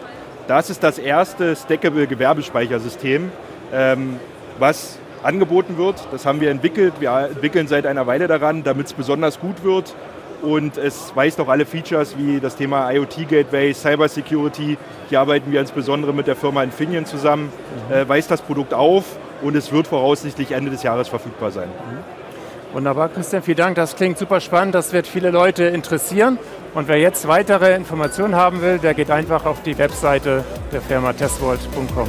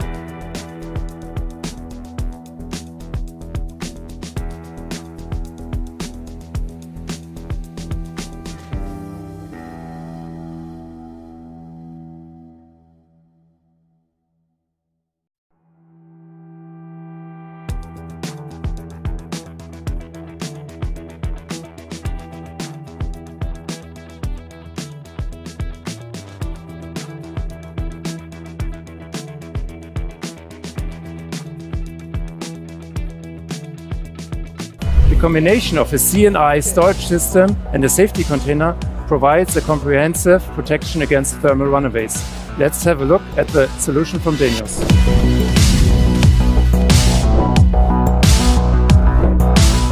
Hello and welcome at the PV Guided Tours. We are right now at the booth from Denius, and with us is Marie-Isabelle Grote. Hi. Hi. Hi, Marie. Hi. Well, Denius is not so well known as a manufacturer of storage systems. What's the background of your company? That's totally correct. The reason why we are not this known in this area is because we are originally coming from storing hazardous materials or handling them. So we are manufacturer for fire protection rooms, for hazardous materials storage systems, and the reason why we are here is that we launched a new product, and we are, since I think 2 or 3 years, we are more into battery storage systems, and just whitening our portfolio, and have a new product which we are presenting to all the people that are interested in it. So that's the reason why. Okay, that's an interesting background of your company, I think. And what's your new product? Our new product is right behind us. So it's the Power Store. The Power Store is an outdoor storaging system or battery storage system. Special about it is that we have this fire protection safety area for the batteries. So we have 2 separate areas. One is this right behind us, and the second one is the technic room. So there you have the inverter and one part of the air conditioning system. And that's the reason why we want to show the new product at this trade fair. Yeah. Okay, I see. This is a storage system, another storage system, and here on the trade fair are a lot of systems. What distinguishes your systems from the others?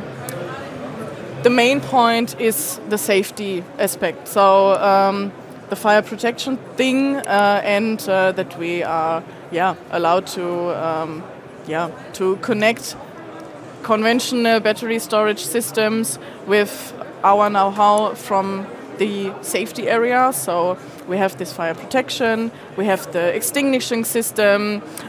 You can see it on this side. So when somebody's interested in it, just come to our booth and we can show it. And we have some more special equipment like the gas detection or the smoke detector. So it's like a surrounded safety package. Mm-hmm. I see. Safety is really your topic, I can see. But what other application does the system offer? Classic application, so like self-consumption optimization or like peak shaving. When somebody is interested in trading, for example, we could talk about this topic too. Everything what you can find classically on this trade fair is possible with this system too, in combination with this safety aspect. Mm-hmm. And is this product already available, or how do the people, can they get it? Kind of. This one is prototype right here, and as I mentioned before, we just launched it, but it will be available this year, soon. Maybe in the third quarter. Thank you. You're welcome. Looking forward to it. And thank you for the detailed information on your product. Good luck. Thank you for asking about it, and thank you for the time. And who now wants to get more information, please visit the website of the company, which is shown below.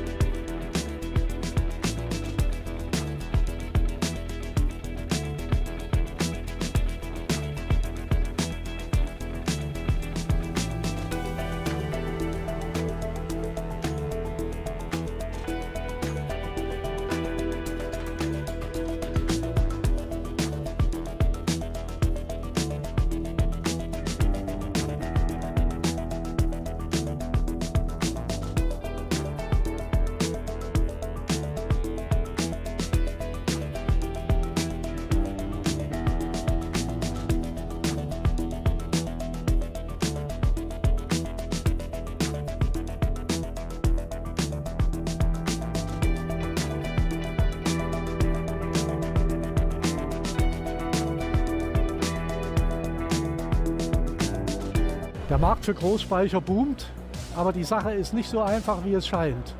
Finanzierung, Planung, Installation, Netzanschluss und professioneller Betrieb. Dafür braucht man die richtigen Partner mit der entsprechenden Erfahrung und Expertise. Worauf es ankommt, das erfahren wir jetzt.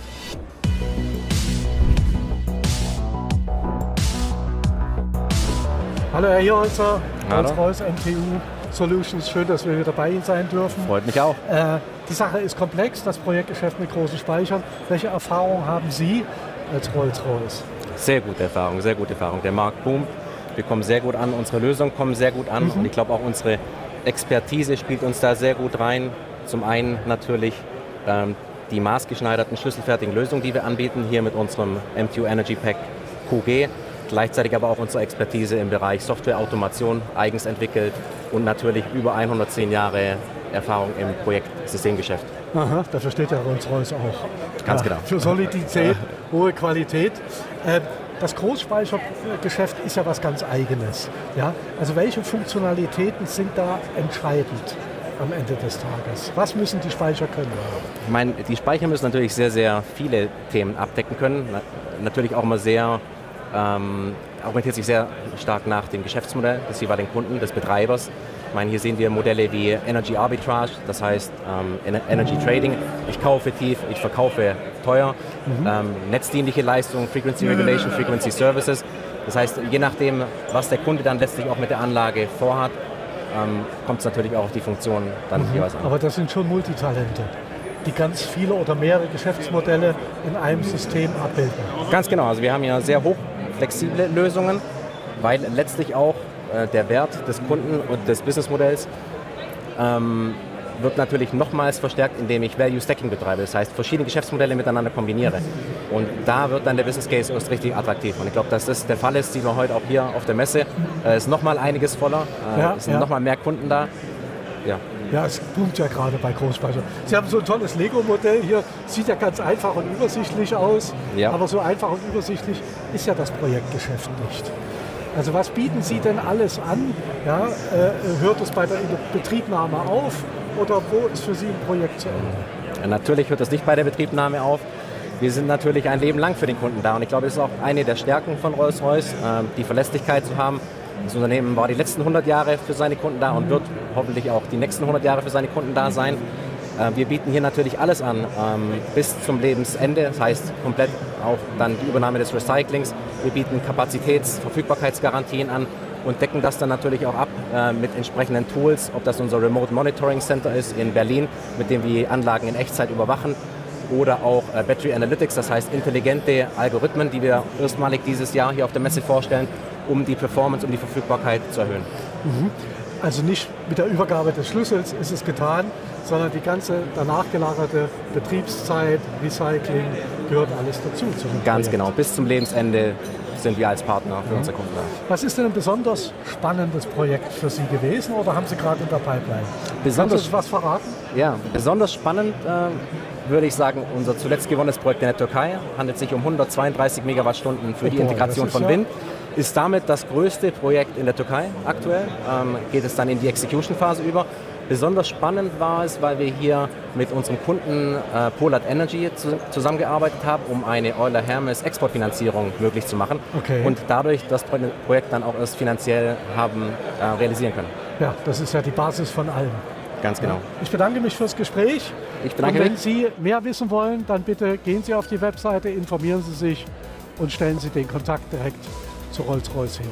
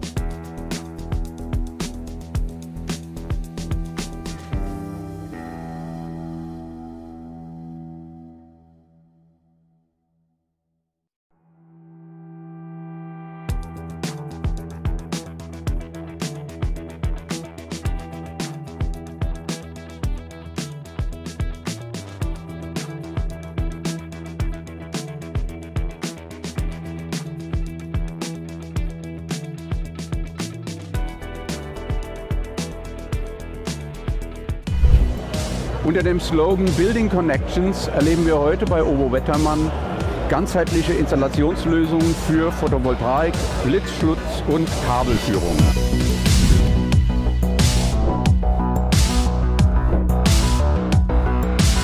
Also, hallo. Schön, dass wir hier sein dürfen. Vielen Dank, dass Sie hier sind. Was sehen wir heute hier? Ja, wir sehen hier, wir starten hier mit einer neuen Lösung von uns, die sogenannte Unibase Glue-Lösung, die wir jetzt erstmalig zur Messe zeigen. Okay. Ist eine verklebte Variante, also wir gehen weg von dem klassischen Ballast mittels Pflasterstein und zusätzlicher Beschwerung. Wir bohren auch nicht ins Dach, sondern diese Lösung wird rein verklebt mit der Dachhaut.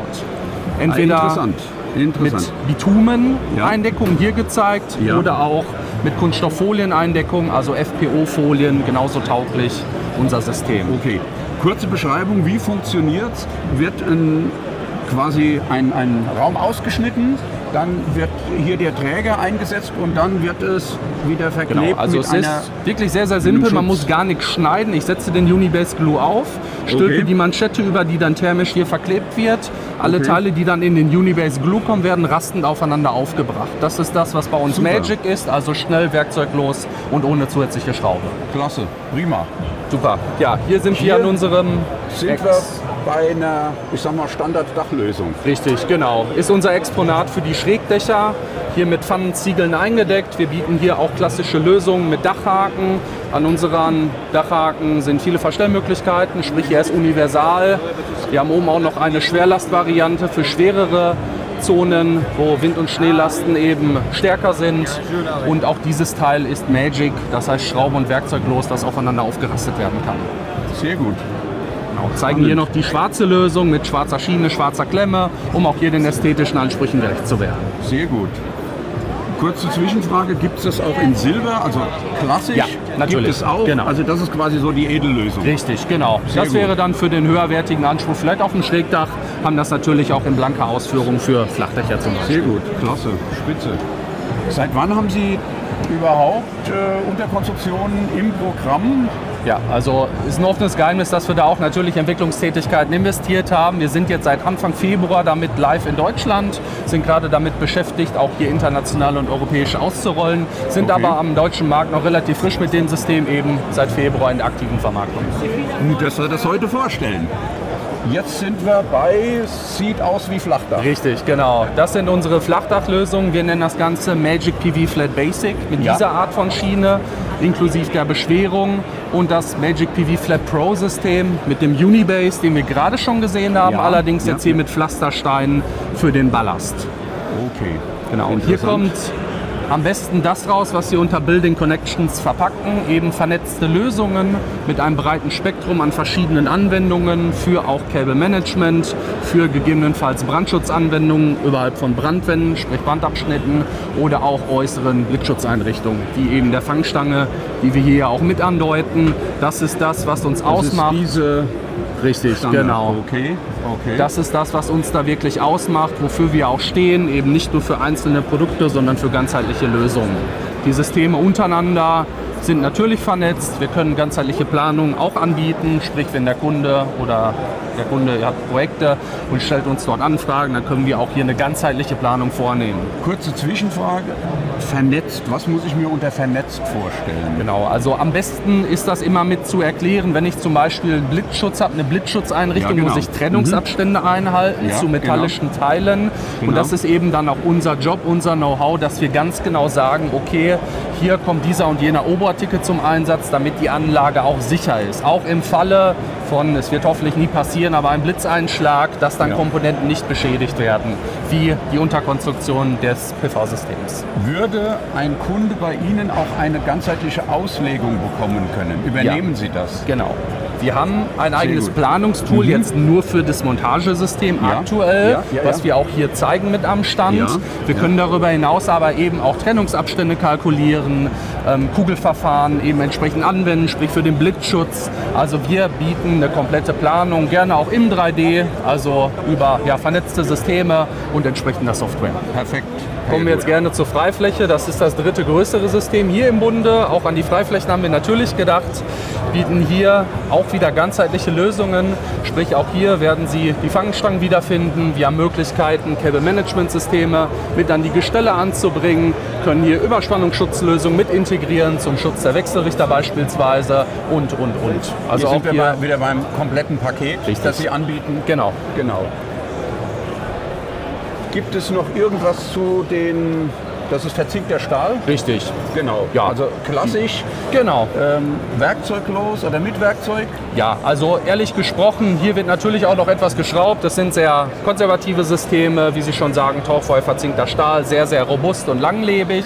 Wir haben allerdings auch hier Kleinigkeiten mit eingebracht, wie zum Beispiel die Klemme, die ich aufschieben kann auf die C-Kontur und dann flexibel ausrichten kann, je nachdem, welche Module ich dann einsetze. Die Klemme funktioniert dann als Mittel-, als Endklemme. Da haben wir verschiedene Lösungen im Programm. Die ziehe ich an und dann habe ich auch hier eine feste Installation. Sehr gut. Auch eine Neuheit von uns, unser Wechselrichterrahmen. Wenn ich direkt auf dem Dach installiere, den Wechselrichter auf dem Dach verorte, habe ich die Möglichkeit, mit unserem Wechselrichterrahmen den Wechselrichter zu schützen, vor Witterungseinflüssen zu schützen, kann dort auch Überspannungsschutz mit anbringen.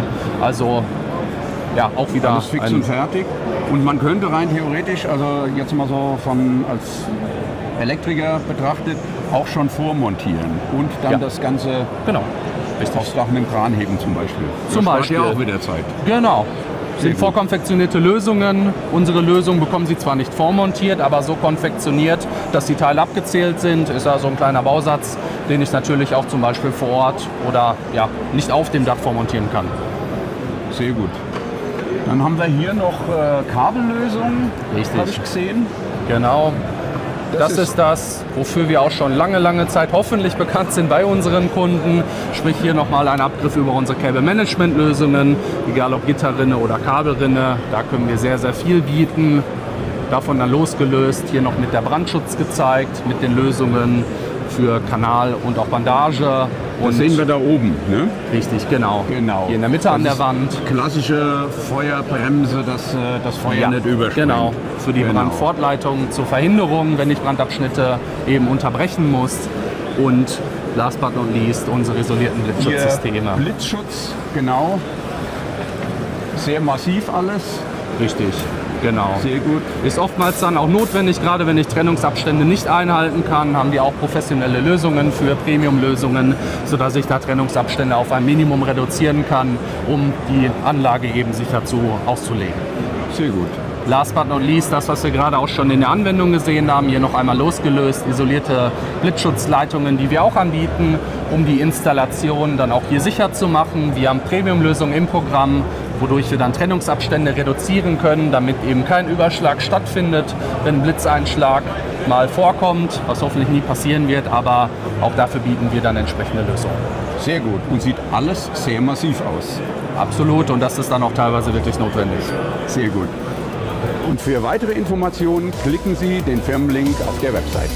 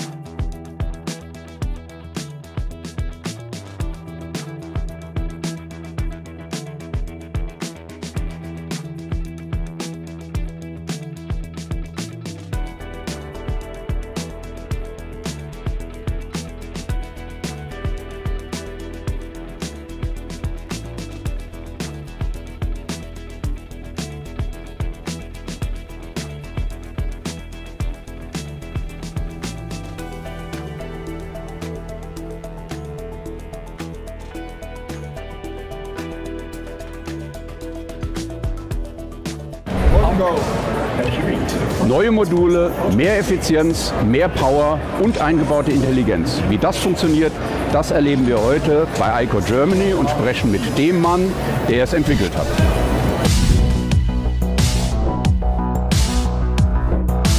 Herr Dr. Peters, Sie haben dieses Jahr neue Module mitgebracht, mit mehr Leistung, mit mehr Effizienz und wir haben intelligente Module. Jetzt stehen wir hier vor einem Modul. Was sehen wir hier? Wir sehen jetzt hier unsere dritte Generation, das Infinite-Modul, beruht auch auf der Back-Contact Technology, auf der alle unsere Module beruhen. Die haben wir 2023 in den Markt eingeführt und führen seitdem ja die Effizienz-Ranglisten an. Und bei diesem Infinite-Modul haben wir jetzt noch die aktive Oberfläche vergrößert, also sprich Busbarverbinder reduziert, wir haben die Abstände zwischen den Modulen reduziert, sodass ich mehr Fläche des Moduls als aktiv PV-aktive Fläche nutzen kann und damit eben noch mehr Ausbeute, Effizienz auf dem Modul habe. Okay, also ich sehe hier überhaupt keine Strings. Genau. Die sind alle dahinter. Genau. Und welche Vorteile hat das jetzt? Es ist eben schon mal eine Verschattung. Alles, was ich vorne drauf sehe, verschattet natürlich die Zellen und reduziert damit die aktive Fläche. Okay. Wenn ich das jetzt vergleiche mit den Topcon-Modulen oder Topcon-Zellen zum Beispiel, habe ich etwa 4 bis 5% Verschattung durch das Grid auf der Frontseite. Ist bei uns generell durch Back-Contact hinten. Und durch diese Reduzierung der Abstände dazwischen kriege ich nochmal eine weitere Effizienzsteigerung von 1-2% hin. Okay. Und in Summe, wo landen wir da mit der Effizienz? Wir sehen jetzt hier dieses Modul mit 24,3%. 24,3%. Genau. Also damit sind Sie ja mal locker über dem Durchschnitt, der glaube ich bei 21% liegt. Ja, oder wir so. sind, also die Back-Contact-Module sind sowieso die allerhöchsten und wir haben jetzt rekordmäßig könnten wir die 25% langsam knacken auf Modulwirkungsgrad und das ist natürlich ein extrem hoher Wert. Beim Rest muss man dann schauen, ist ja auch immer die Frage der Sortierung, aber das ist einfach. Also wir glauben, dass wir mit diesen Back-Contact-Modulen und unserem Infinite-Modul langsam jetzt in diese asymptotische Grenze des Single-Junction-Wirkungsgrads kommen. Okay. Das heißt, wir glauben, dass wir auch die nächsten Jahre diesen Markt anführen werden, was die Wirkungsgrade geht. Es gibt natürlich jetzt viele Nachkommer, weil die auch gemerkt haben, dass ICO mit dieser Technologie einfach uneinholbar vorne ist. Ja. Deswegen gibt es, und das ist für uns auch ganz schön, Firmen wie LONGi oder TCL, die mit uns da zusammen vorangehen. Wir haben da auch ein gemeinsames White Paper gemacht. Das zeigt einfach, dass wir schon vor 2-3 Jahren aufs richtige Pferd gesetzt haben. Sehr gut. Ich habe gehört, auch mit den Mikrorissen ist das irgendwie besser bei Ihren Modulen? Genau, Sie müssen ja, wenn Sie bei also bei doppelseitig kontaktierten Zellen, müssen Sie von der Vorder- auf die Rückseite kommen und da haben Sie an den Kanten mehr Zellstress, mechanischen Stress und bei den Back-Contact ist die Kontaktierung von hinten nach hinten und das reduziert den mechanischen Stress, das reduziert die Microcracks und die mechanische Stabilität und auch die Dauerhaltbarkeit ist viel größer. Wir haben da hinten einen Messstand, den werden wir uns nachher angucken. Da haben wir ein ganz, ganz tolles Experiment. Das ist so einleuchtend, das ist also wunderbar. Ja, klasse. Wie ist es mit Rohstoffen? Haben Sie da auch was reduziert mit Silber oder so? Silber ist natürlich was wir aus dem Modul rauskriegen wollen. Silber ist ein begrenzter Stoff, ist sehr teuer und wir sind auf eine Kupferkontaktierung gegangen. Kupfer war früher ein großes Problem von der Diffusion des Kupfers ins Material, das haben wir gelöst und deswegen können wir heute silberfrei kontaktieren. Sehr gut, klasse. Dann sollen wir weitergehen? Wir können gerne weitergehen. Wir sind jetzt hier hier sehen wir das Infinite-Modul. Wir haben ansonsten hier unsere Utility-Szenarien. Wir schauen ja, dass wir alles nach Szenarien ausrichten, als Residential, C&I und Utility. In dieser Ecke sehen Sie die großen Module Utility und C&I. Weiter hinten können wir uns dann die Residential-Module angucken und dazwischen können wir uns noch die Tests angucken. Sehr gut, klasse. Ja, dann gehen wir da einfach ein Haus weiter. Genau. Was sehen wir hier? So auf dem Weg zu unseren anderen Modulen sehen wir hier unser Intelligent-Modul Navigator. Das zeichnet sich dadurch aus, dass wir in die Junction Box Intelligenz integriert haben, die es uns ermöglicht, jedes einzelne Modul zu tracken. Und das ist natürlich fürs O&M, also Operation und Monitoring von solchen Solaranlagen ein ganz großer Vorteil. Okay. Ist das vergleichbar mit einem Optimizer oder ist das was anderes? Es ist in gewisser Weise vergleichbar mit dem Optimizer. Wir haben ja sowieso unsere Partial Shading, also unsere Module reagieren sozusagen auf Partial Shading nicht wie die anderen. Wir haben da einen großen Vorteil, deswegen brauchen wir gewisse Sachen nicht. Aber wir haben auch ein Einzelmonitoring und das Schöne ist, dass bei uns das ist kein extra Teil, sondern die Daten werden übers Powerkabel übertragen. Also es werden direkt über die Powerkabel bis zum Also das heißt, wenn die Strings verbunden sind, hat man auch die Intelligenz. Genau, man hat sofort die Intelligenz. Super, klasse. Bieten Sie auch die Oberfläche dazu an? Dazu bieten wir auch die Oberfläche an. Sehr gut, klasse.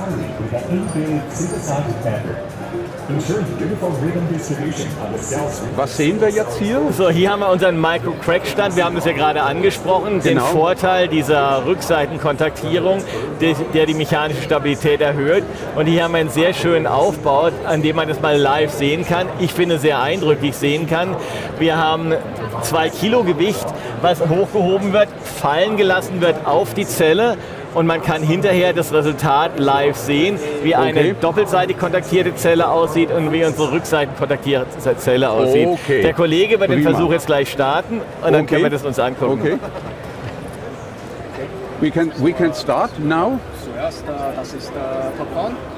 Okay, das ist also eine Topcon-Zelle, die platziert wird.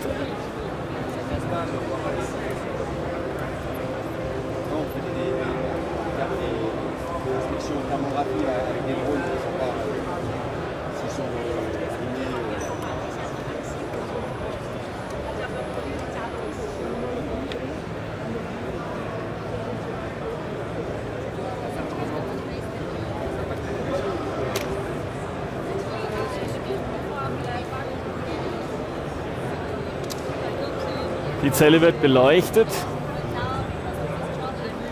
Der Schlitten fährt rein.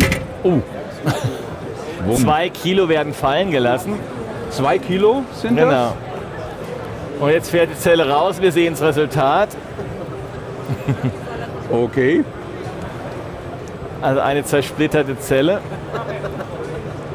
Und oben auf dem Display können wir jetzt sehen, dass der Current Loss, also der Stromverlust, praktisch 40% beträgt. Das ist hier. Ja, genau. Wir wiederholen jetzt den Versuch mit unserer Back-Contact-Zelle. Es wird auch wieder aufgelegt, es wird kurz gemessen und dann werden die 2 Kilo fallen gelassen und wir schauen uns dann an, wie die danach aussieht. Und dann schauen wir uns das Ergebnis an. Genau. Wir sind gespannt. Okay.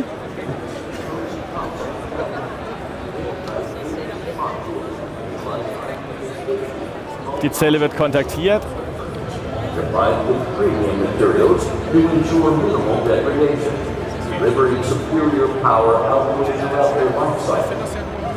Exceptional durability, big stand resilient at the top of the world. Partial shading optimization. Complex architectural structure. Boot dropping supports. Cross shading and power lines. Die Zelle wird gemessen vorher. Fährt rein.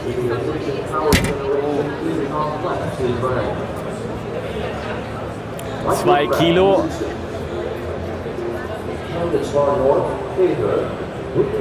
Und die Zelle wird wieder gemessen.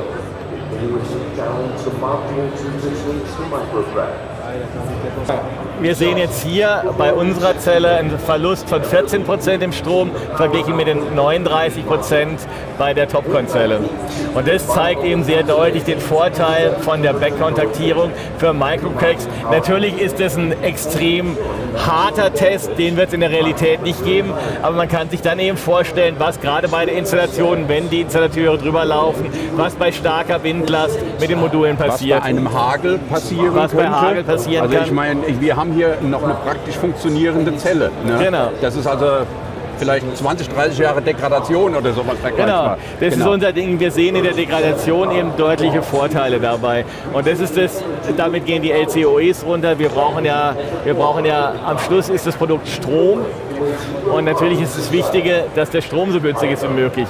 Und mit unseren Modulen, die etwas hochwertiger sind, etwas teurer, ist der Strompreis am Schluss trotzdem geringer. Herr Dr. Peters, was sehen wir jetzt hier? Wir haben hier unseren zweiten Test aufgebaut. Das ist das Partial Shading Optimization. Ja. Wir haben ja auch announced in der Presse, dass unsere Module Vorteile haben bei der partiellen Verschattung. Wir haben hier was aufgebaut, wo man das sehr deutlich sieht. Wir sehen auf der linken Seite ein Standard-Topcon-Modul. Auf der rechten Seite sieht man unser Modul. Wir haben hier eine Leistungsanzeige und die Carrera-Bahn, die verschatten ja schon. Das heißt, wir sehen jetzt hier schon mit der Carrera-Bahn eine Verschattung. Genau. Und wir haben jetzt hier die Möglichkeit, mit diesem Blattmodell noch die Verschattung zu erhöhen. Das heißt, wenn jetzt die Beleuchtung reduziert wird, sieht man, dass unsere Carrera-Bahn, unser Auto fährt immer noch weiter, weil die partielle Verschattungseigenschaften des Back-Contact-Moduls viel besser ist als das von einem Topcon. So, jetzt machen wir das Licht ein bisschen höher, dann ist mehr Leistung, verschatten weiter und wir sehen, bei der gleichen Verschattung sehen wir, unsere Anlage läuft immer noch. Wir haben hier 50% Anzeige und hier drüben sind wir dann bei 22%. Sehr interessant. Und das ist wieder dieses Partial Shading, was wieder genau in die LCOE am Schluss einfließt. Wie kann man das technisch erklären? Technisch kann man das so erklären, bei uns sind beide Kontakte P und N auf der Rückseite. Ja. Wenn ich die sehr eng aneinander bringe, dann kann ich die Breakdown Voltage, also die Durchbruchsspannung sozusagen reduzieren. Und das ist im Endeffekt so, als hätte jede Zelle eine Durchbruchsdiode eingebaut. Und in einem normalen Modul sind in der Butterfly-Aufbau sind 3 Dioden eingebaut. Genau. Und bei uns in jeder Zelle. Herr Dr. Peters, was sehen wir hier? Hier haben wir unseren nächsten Test. Hier haben wir das High Temperature Restriction Management. Das ist eigentlich der gleiche Effekt, den wir gerade eben gesehen haben bei den partiellen Verschattung. Genau. Dadurch, dass sich bei uns die Einzelzellen sozusagen ausschalten können, macht es die Module auch viel sicherer, was die Feuerresistenz angeht. Wenn ich so eine Verschattung habe, wie ich es jetzt hier sehe, dann geht der ganze Strom durch so eine Zelle hier durch und erhitzt diese Zelle. Und bei uns habe ich durch diese quasi eingebaute Bypass-Diode eine deutlich geringere Erhitzung. Und das sieht man, indem wir hier eine starke Lampe haben, die sozusagen eine Sonne simuliert. Genau. Wir haben hier eine Infrarotkamera und das Ergebnis dieser Infrarotkamera können wir auf dem Bildschirm da drüben uns angucken. Man wird etwa sehen, dass in einem Topcon-Modul werden wir Temperaturen von über 140 Grad sehen und bei uns etwa 80 Grad. Sehr gut. Können wir rübergehen? Weil das ist live, genau, deswegen muss man immer sehen, live. Wir sehen jetzt also hier, unsere Zelle hat 83 Grad und bei dem Topcon sehen wir 160 Grad. Und das ist natürlich für die Betriebssicherheit eine ganz entscheidende Sache. Absolut. Also quasi die Leistung um 50% erhöht bei Ihrem Modul. Genau, und vor allem hier tatsächlich die Temperatur reduziert, ganz wichtig. Das ist das Wichtige. Genau. Richtig, ja, genau. Und wenn Sie mehr Informationen möchten, klicken Sie den Firmenlink auf der Seite.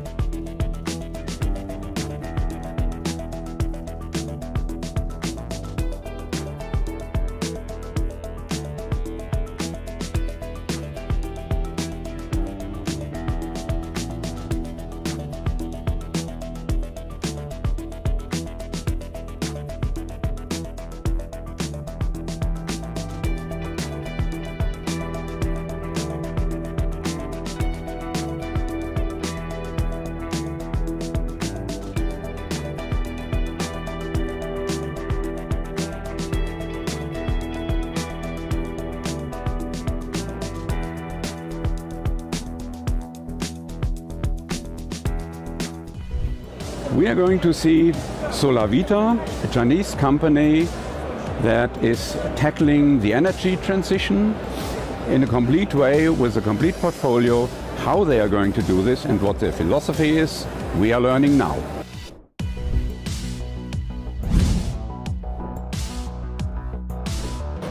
Mrs. Q, thank you for having us here today.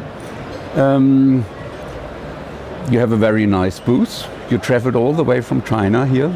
Can you tell us something about your strategy, the philosophy of your company? Okay, hi, nice meeting you, Mr. Goggles. It's very nice to meet you in Munich in the Intersolar exposition. Okay, let me give you a quick introduction about our company first.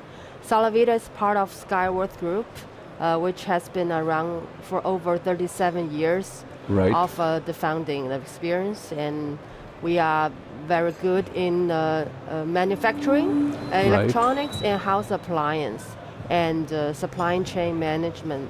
So this gives us a very capability to shift into the new energy and renewable energy industry. So thanks to Skyworth's strong background in smart manufacturing, electronics, and supply chain management, so we are able to bring real innovation into the clean energy space. Our goal is pretty simple, to help homes and businesses move towards a zero carbon future. We are building smart, sustainable energy solutions that makes it easier for people to live greener lives, starting right from their own rooftops. We're not just talking about energy, we're doing, make it happen, and one home, one project at a time. What are the specific solutions you brought to Intersolar this year? At ESS Europe this year, we are bringing solutions that really match what the market needs right now. For example, we launched 30 to 50 kilowatt hybrid inverters, specifically because we've seen strong growth in commercial and industrial energy storage across Germany. This inverter is designed to meet the demand. It integrates with diesel generators and works seamlessly with battery storage. It's a powerful and flexible option for small to mid-sized businesses looking to boost energy independence and efficiency. We're also showcasing our balcony solar system, which is becoming very popular in Germany this year. That's true. It's compact, easy to install, and perfect for apartments and homes with limited spaces. Users can reduce electricity cost, cut emissions, and monitor performance in real time via SolarVita Cloud. Right. How can customers get in touch with your company?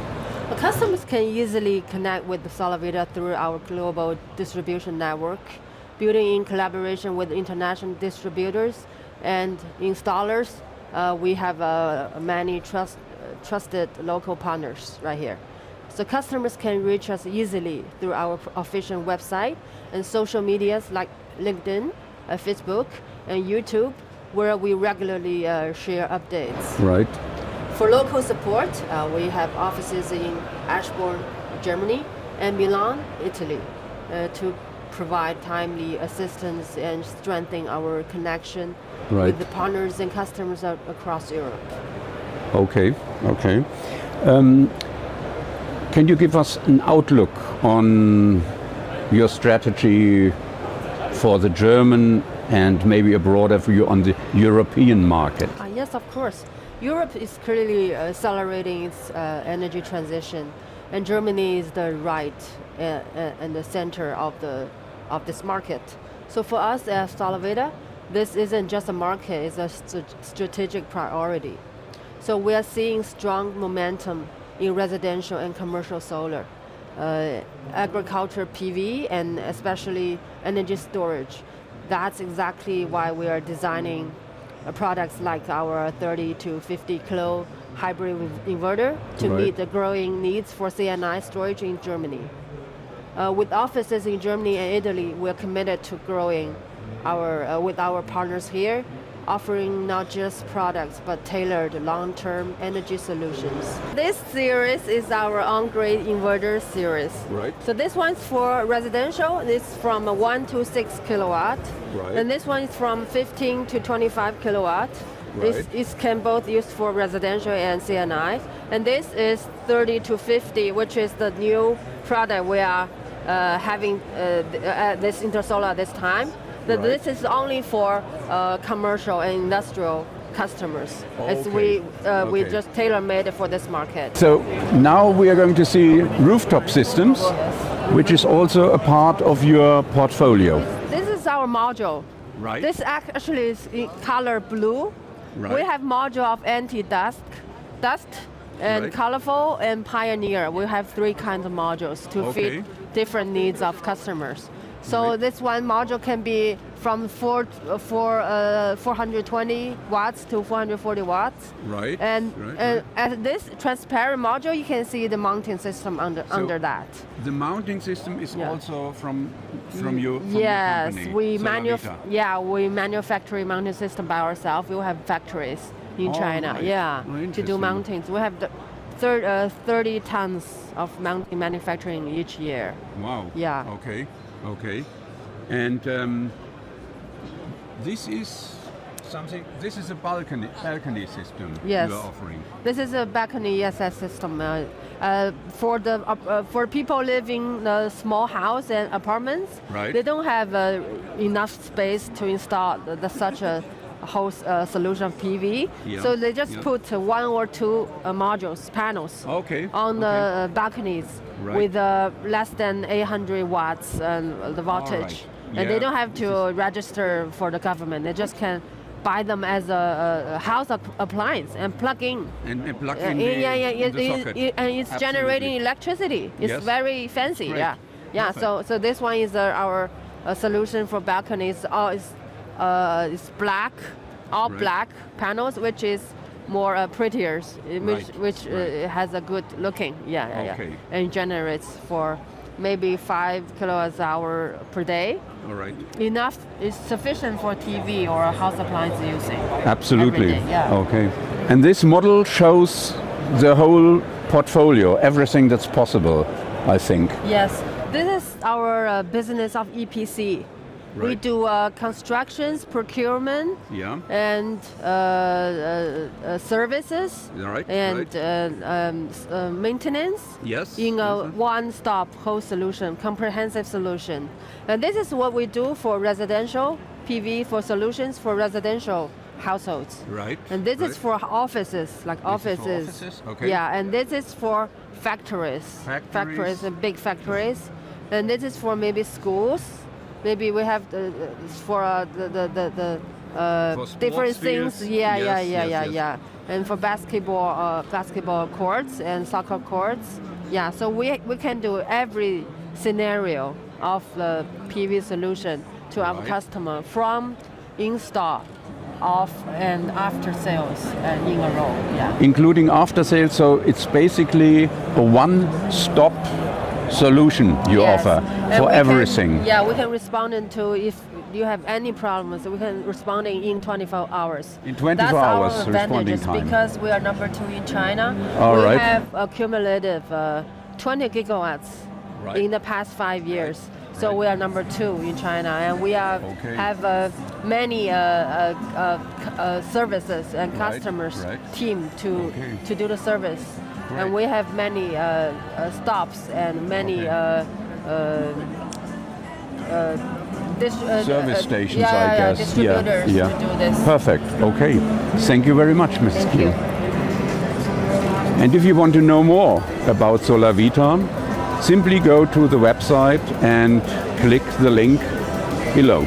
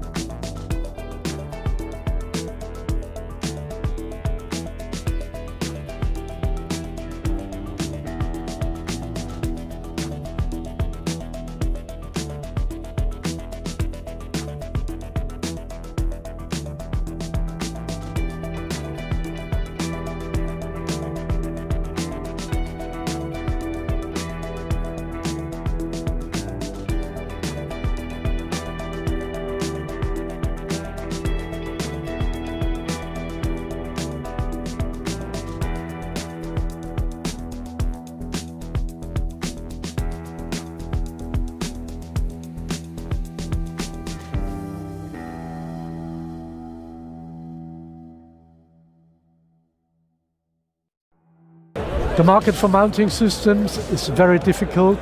The price pressure is high, extremely high.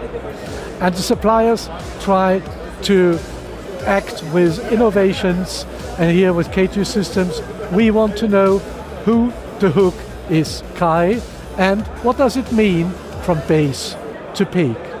We will now open the secrets.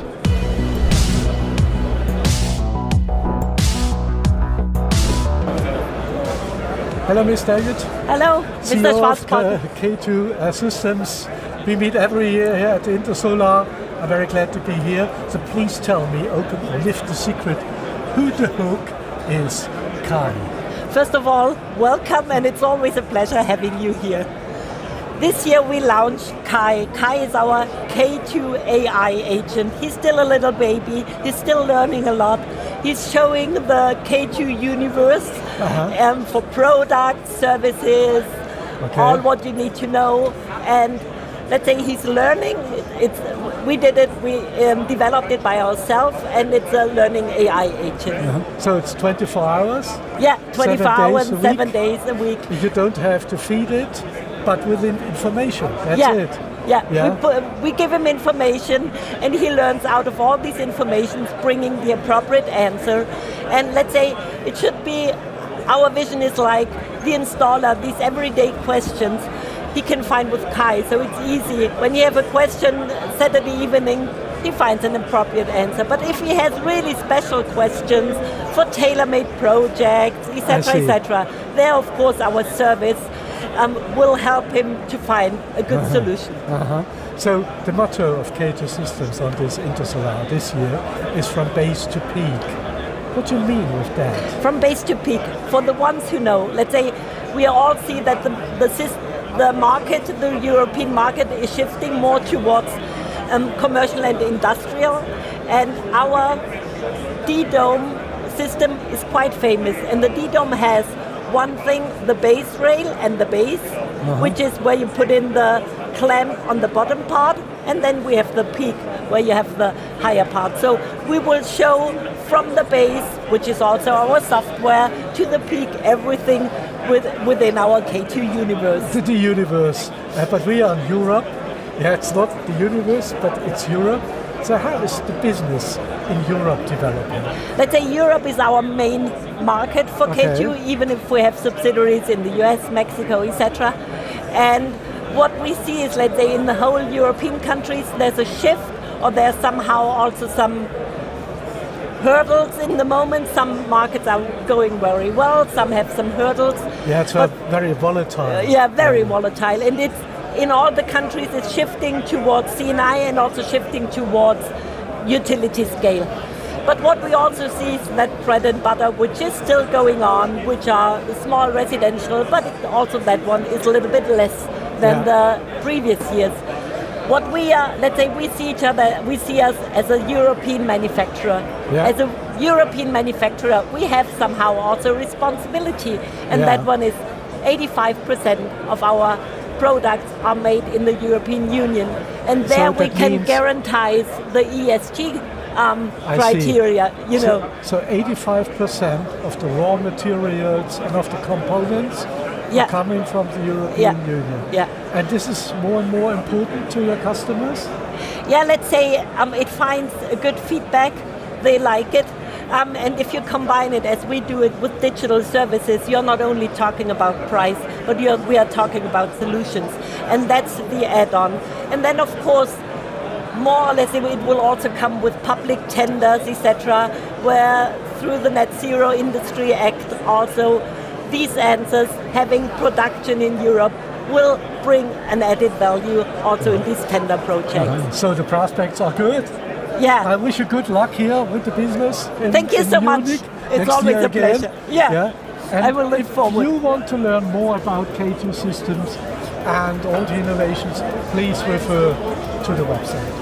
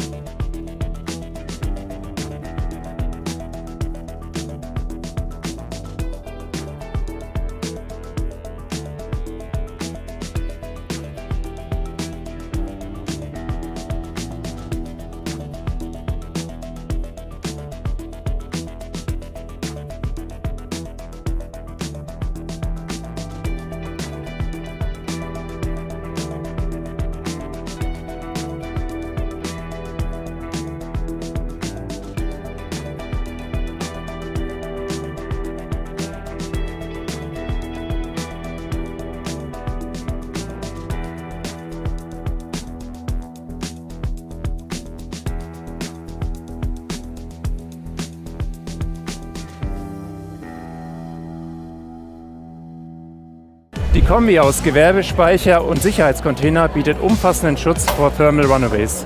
Die Lösung von Denius schauen wir uns jetzt mal genauer an.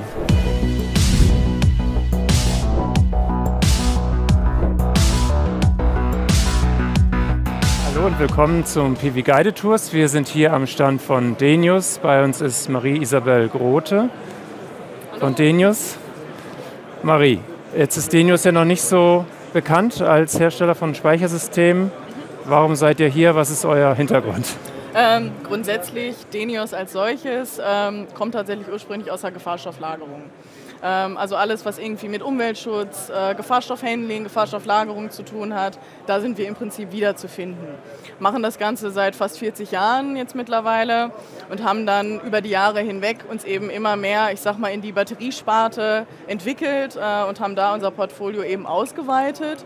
Und sind jetzt eben auch seit 2 Jahren ungefähr, ein bisschen länger, mit eben Batteriespeichern, also als Komplettlösung sozusagen auch unterwegs und haben im Prinzip dann unser Know-how, was wir aus dem Thema Brandschutz eben haben, vereint mit eben der Lagerung bzw. in dem Fall der Anwendung von den Batterien.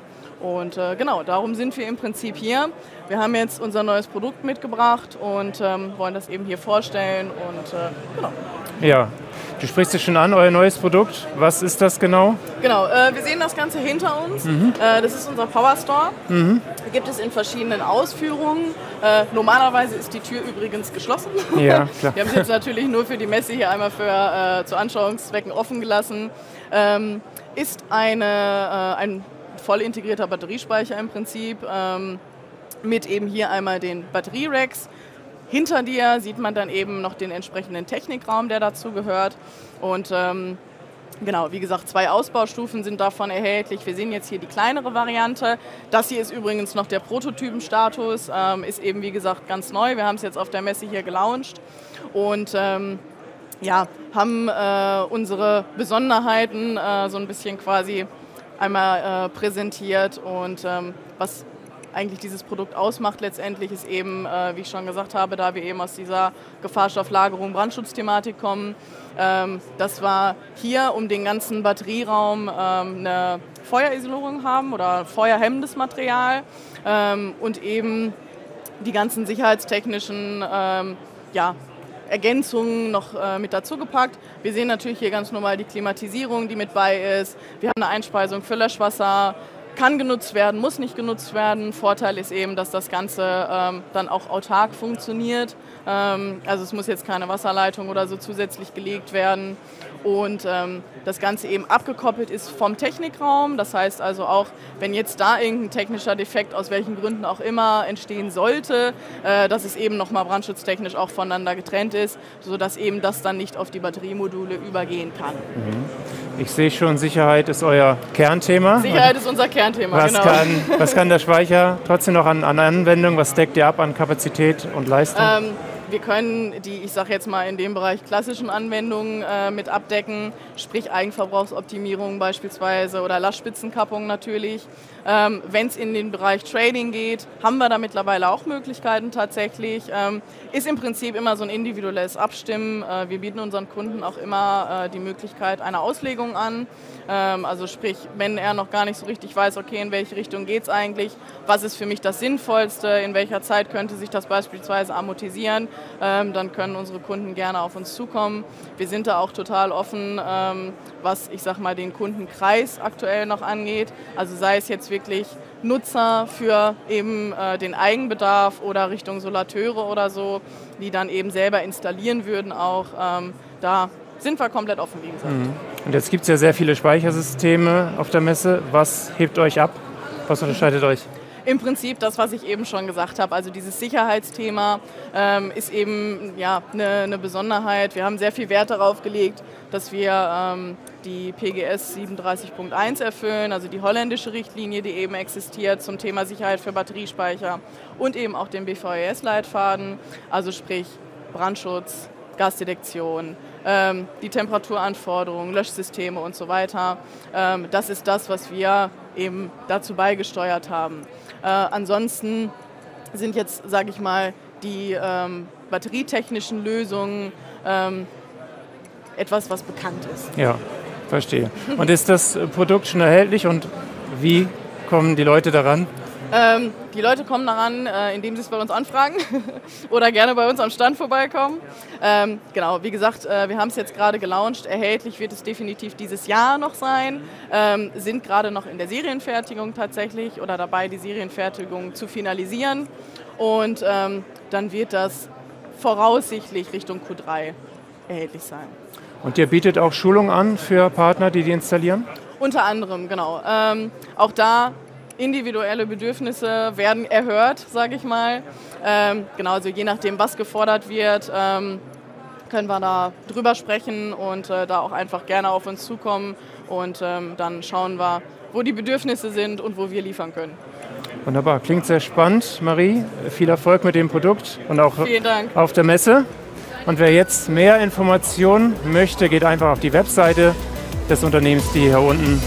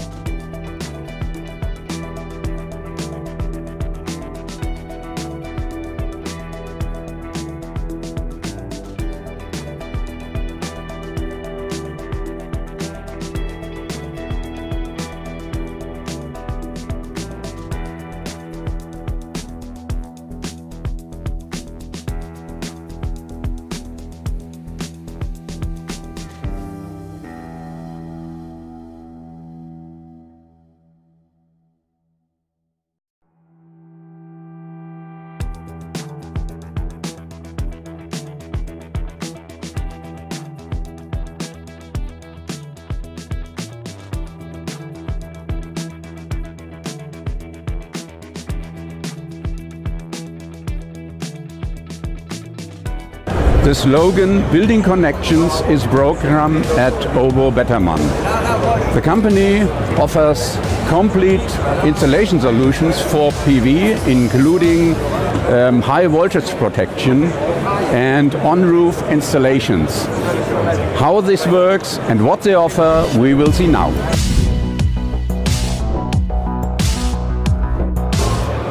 Mr. Falzow, nice Hi. to meet you. Nice to meet you too. What are we looking at now? Thanks for having us here at our booth, and welcome. Here we are showing our newest novelty, first here at the Intersolar, which is our so-called Unibase glue system as part of the substructure of the mounting system for PV installations. Right. So this is for flat roofs, I guess? And also for pitched roofs. It works for both. Also for pitched roofs, Yeah, okay. also for angled roofs. So it's a solution which is only glued to the roof itself. You don't have to drill anymore or wait with stones or whatever. It's only glued to the roof and then it safely works. Okay.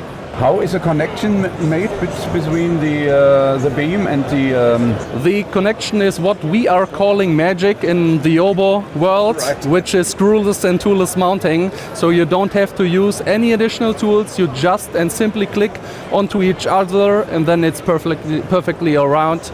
So yeah, it's only a clicked connection, which works really great. And the installation is presumably very, very fast. Yeah, of course. Okay, so this it's a time is saver. Then the factor when you can save labor work and time, so which is a real benefit Great. for the customer and the user. Sounds great. Then we move to the next one. Okay. What are we looking at here?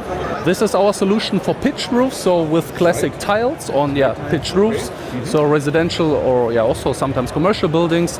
We are using a classic roof hook, which has got a lot of variations. You can adapt this to the circumstances at site. And here you also have got magic functions, which you can see here and there. So here you can also save time and labor work, which is quite fast. And with magic function, it's without tools. Yeah, true. Ah, right. It's exactly the same like for the glued version. So here you can use the rail screwless into the adapter. It's also available in black, like you can see here, when you have got more aesthetic purposes for the building. Then we also are offering these rails in black color. So less labor is very important because labor is becoming the most important part of the investment. Perfectly all right, Yep. This is the circumstance also here in Germany. So this is what we are working on. Yeah, this is a heavier roof hook, a welded version for higher areas with wind and snow or whatever. So a very heavy duty version, which works then also in higher zones. Great. Okay. This looks like flat roof systems. True. Am I right? Yeah, completely Great. right. These are our two versions for flat roofs. We are calling this Magic PV Flat Basic, which is used or done by this rail in connection with the mesh tray for the ballast. Right. On the other side, we also have got a version with a Unibase. Here, not anymore as a glued version, so with stones for the ballast, which is then called Magic PV Flat Pro. So we are offering two versions, and here you can see best what we are calling building connections with all these areas around, all these products around, means cable management, lightning protection, fire protection, etc., etc. Are both systems ideal for foil roofs? Of course also, Okay. Really no problem for us. We are also offering protectional mats when you have got sensitive roofs. Right. Let's call it like this. Then you have got an additional covering for the roof itself without any harm to the covering. Great. Wonderful. And the high voltage protection is included as well. If a customer wants to buy a system from you, he would be able to get a complete layout from you. Of course. We're also doing this kind of jobs. We have got an own department for all these jobs, so the customer can send us over his inquiry, and then we are doing the engineering behind. We are offering a separate tool which is called OBOConstruct for the mounting systems, but we can do more. We can also do the lighting protectional planning. We can also offer a fire protectional reports for all these installations. So we bring everything together that the customer will get one solution from one hand from Obo. So basically it's a one-stop buy. Yeah. Great. Perfect. True. And you have brought with you also for free field installation? Yeah. Then let's have a look there. So this is your free field area system. Yeah, This is our solution for open fields or free fields. So we are offering here also substructures, classic substructures, hot dip galvanized steel, so long-lasting steel for all these free fields. Also here we have got intelligent functions like these clamps. You can use this on the rail, so on the sea, and then you can position it wherever you want. So this works stepless with one last step, bringing torque to the screw, and then it's safely mounted. Okay. What mounting systems do you have? Is it concrete or? Yeah. We are showing this here because it's easier for us to bring this here to the exhibitions. But we also offering ramming profiles that you ram this into the ground. This is what I wanted to ask. So we have both versions for this installation. Great. Perfect. Also here, building connections, like you can see, cable management systems in combination with lightning protectional rods. This is also here a big topic for us. So connected solutions is what we bring to the customer. Everything is interconnected? Yeah. Great. True. Perfect. That's right. So the next thing we're going to see is your inverter shed. Yeah, I call it shed. Inverter frame. Yeah, inverter frame. It's nearly the same, I would say. Yeah, let's have a look. Great. So this is your inverter frame, you say? True. Okay. This is our inverter frame, also quite new. We are showing this year first at the Intersolar. We are offering rails for such a long time. But here you see a pre-mounted or a constructed version for inverter frames when you directly install them on the roofs. So you have got the weatherproof roof. This is the weather shading, yes? True. Okay. This is to protect the inverter and also the surge protectional devices that the rain is not directly raining on all these components. It's a weather protection. Yeah. Okay. All perfect. Right. Great. And here we have cables. Yeah. Cable trays, also mesh cable trays. So what we are hopefully known for our customers, this is what we are doing for such a long time. We are offering cable management systems in a lot of varieties. So cable trays, mesh trays, a lot of separated and single products that we can offer for the cable management on the roof. Right. And this is a click system as well, I guess. So fast also installation. Here, right.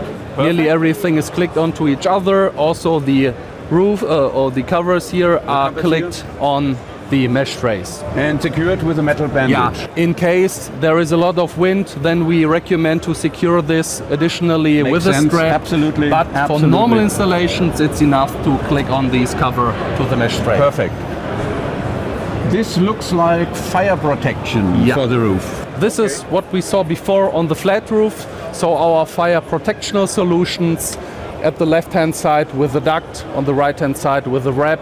So separated products, whatever you need, we can also offer. And the wrap is with, how does this work? Is it a fireproof net or does it under heat extend? This is exactly the way it works. So it spreads on the inside in case of a fire, and then it stops the fire inside of this wrap. So it foams. A cable fire, basically. A cable fire. It foams up, and then it stops the fire exactly here, that the fire cannot spread on the other side of the roof. On the other side of the roof. Yeah. Great. Okay. This looks like a massive lightning protection Last but system. not least, our insulated lightning protection systems. We saw this also before on the flat roof. Here, sometimes you have to insulate the cables that you can reduce the distances between the metallic parts. That when the lightning strikes on the roof, it won't spread the lightning to other metallic systems. This is what we are using here with our so-called ISCON solution. So a premium way of installing these cables on the roof without any harm to metallic systems. Great. It's looking very, very massive. Yeah, but sometimes it's of course necessary to use these products. Absolutely. And if you are looking for more information, please click the link below.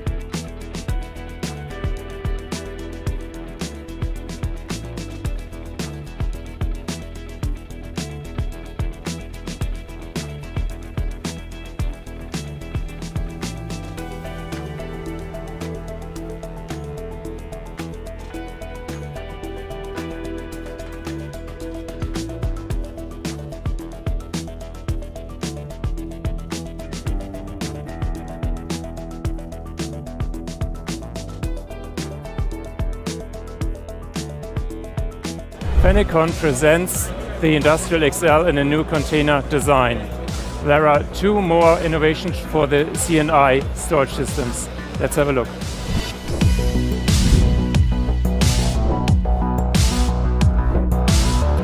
Welcome to the PV Guided Tours. We are now at the booth from Fenecon. With us is Fabian Trahl. He is Senior Product Manager. Hi, Fabian. Hi. Nice Fabian. to have you here. Thank you. Thank you too. Fabian, what innovations does Fenecon showcase this year? This year we have many new innovations. One of is here. It's the Industrial XL. Then we have a new Commercial 50 system and some new adjustments on our current Commercial 92 system, and also many new applications for our EMS system. Okay, many innovations. So let's start with a big solution with the Industrial XL. What applications does the same system cover? And this is now our biggest storage system, and it's especially for energy trading. There is a very good cost-effective here, and we have here some technical data. We have 1.5 megawatt power, and also up to 4 megawatt hours. In capacity, and is based on our EV car batteries as our other industrial systems. It's made in Germany. We produced it by ourselves in Deggendorf, and sounds really interesting. But you also developed innovations for the C&I segment. Yes. Can you tell us something about it? Yeah, exactly. The Commercial 50 system, it's over there. Let's go. Okay, thank you. All right. Yeah, here you can see this is our new Commercial 50 system. Here we have from 28 kilowatt hour up to 210 kilowatt hour. And the special here is that we have here a hybrid 50 kilowatt inverter. We can put on here or plug in here up to 75 kilowatt peak PV. And also very special is here this STS box, static transfer switch box. There you can have off-grid case with this commercial system. And also very special is this generator input. There you can also put some other generator on it for if you don't have any PV or something like that. Mm-hmm. Oh, this is an interesting solution, innovation, I guess. But you also improved the Commercial 92. What did you do exactly? Exactly, yes. Over there, here you can see, it's kind of split socket. There we put the whole, the big tower by half, and then plug all batteries together in a serial connection, that we have all the good things as we have in the higher systems. And also what very special is now we can start, or we can cluster, or we can do parallel connection for more than one inverter, up to 5 inverters. It means we have there a very big system up to 460 kilowatt and 1050 kilowatt hours. Mm-hmm. Oh, this is a really big system. But a system also needs a energy management system, and you developed an own solution. Yesterday you have been rewarded for it. Congrats. Yes. Thank you very much. So what does the energy management system do to improve the efficiency exactly? Yeah, first of all, we have the control of all hardware components, about the battery, about the inverter, and of the battery management system. We combine this all and try to have the best software for all together. And then this first. The second is our software engineering is made in Germany. Also our servers are in Germany, that we are very safe in data safety for this topic. And also the third one is, and it's the most important one, we try to give our customer some energy journey, and he starts with one system, and afterwards there are many different conditions outside about economy and so on, and then we can adjust a specific specification for these cases. Our what's that motto? Slogan? Our slogan here is it's your energy journey. Interesting slogan and good innovations. Are these solutions already available, or when will they be available? Some of them are already available, and the most of them will be here available in Q3 this year.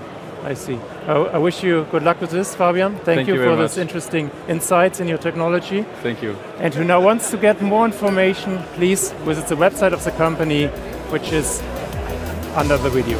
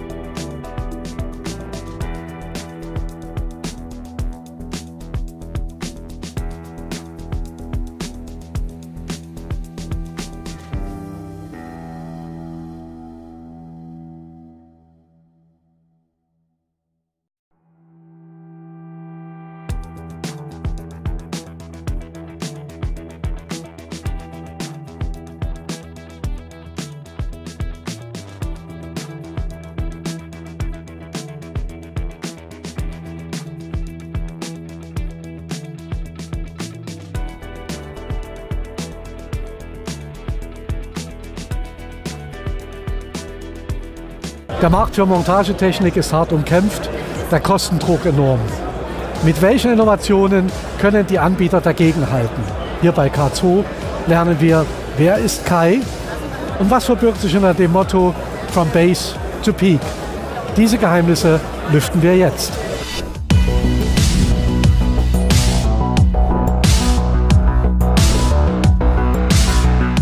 Hallo Frau David, jedes Jahr wieder hier am Stand von K2 Systems. Verraten Sie mir doch mal bitte, wer ist Kai? Kai, also dieses Jahr als Innovation präsentieren wir Kai. Kai ist unser kleiner K2-Agent. Agent heißt, und KI-Agent heißt, er ist noch klein, er muss noch wachsen, er lernt noch viel, aber der präsentiert alles, was wir so an K2-Wissen haben und Stück für Stück immer mehr. Das heißt, er ist 24/7 verfügbar, liefert valide Antworten für die ganzen Standardfragen, die Installateure haben. Wenn die dann ganz besondere Fragen haben, dann können sie natürlich auch mit unseren Technikern sprechen, was sie sowieso immer tun können. Aber sie haben einfach die Möglichkeit, wo sie sind, einfach mal kurz Kai zu fragen, um die entsprechenden Antworten zu erhalten. Kai ist also aus KI und AI. Genau, aus K2 und AI ist der Kai. Und genau. Der Typ schläft nicht. Genau. Der ist immer zur Verfügung. Und der wächst ganz schnell. Und der wächst ganz schnell und wird viel schlauer. Doch, wir füttern den mit Informationen und natürlich auch, wir haben da auch so eine Feedback-Schleife drin. Das heißt, wenn der Antworten liefert, wo der Installateur nicht zufrieden ist, sagt er auch einfach, hey, hat mir nicht geholfen, damit wir auch dran arbeiten können, dass er immer besser und tiefere Antworten bietet. Was auch ganz cool ist, der ist so mehrstufig aufgebaut. Das heißt, das einerseits hilft er so durch unsere Produkte,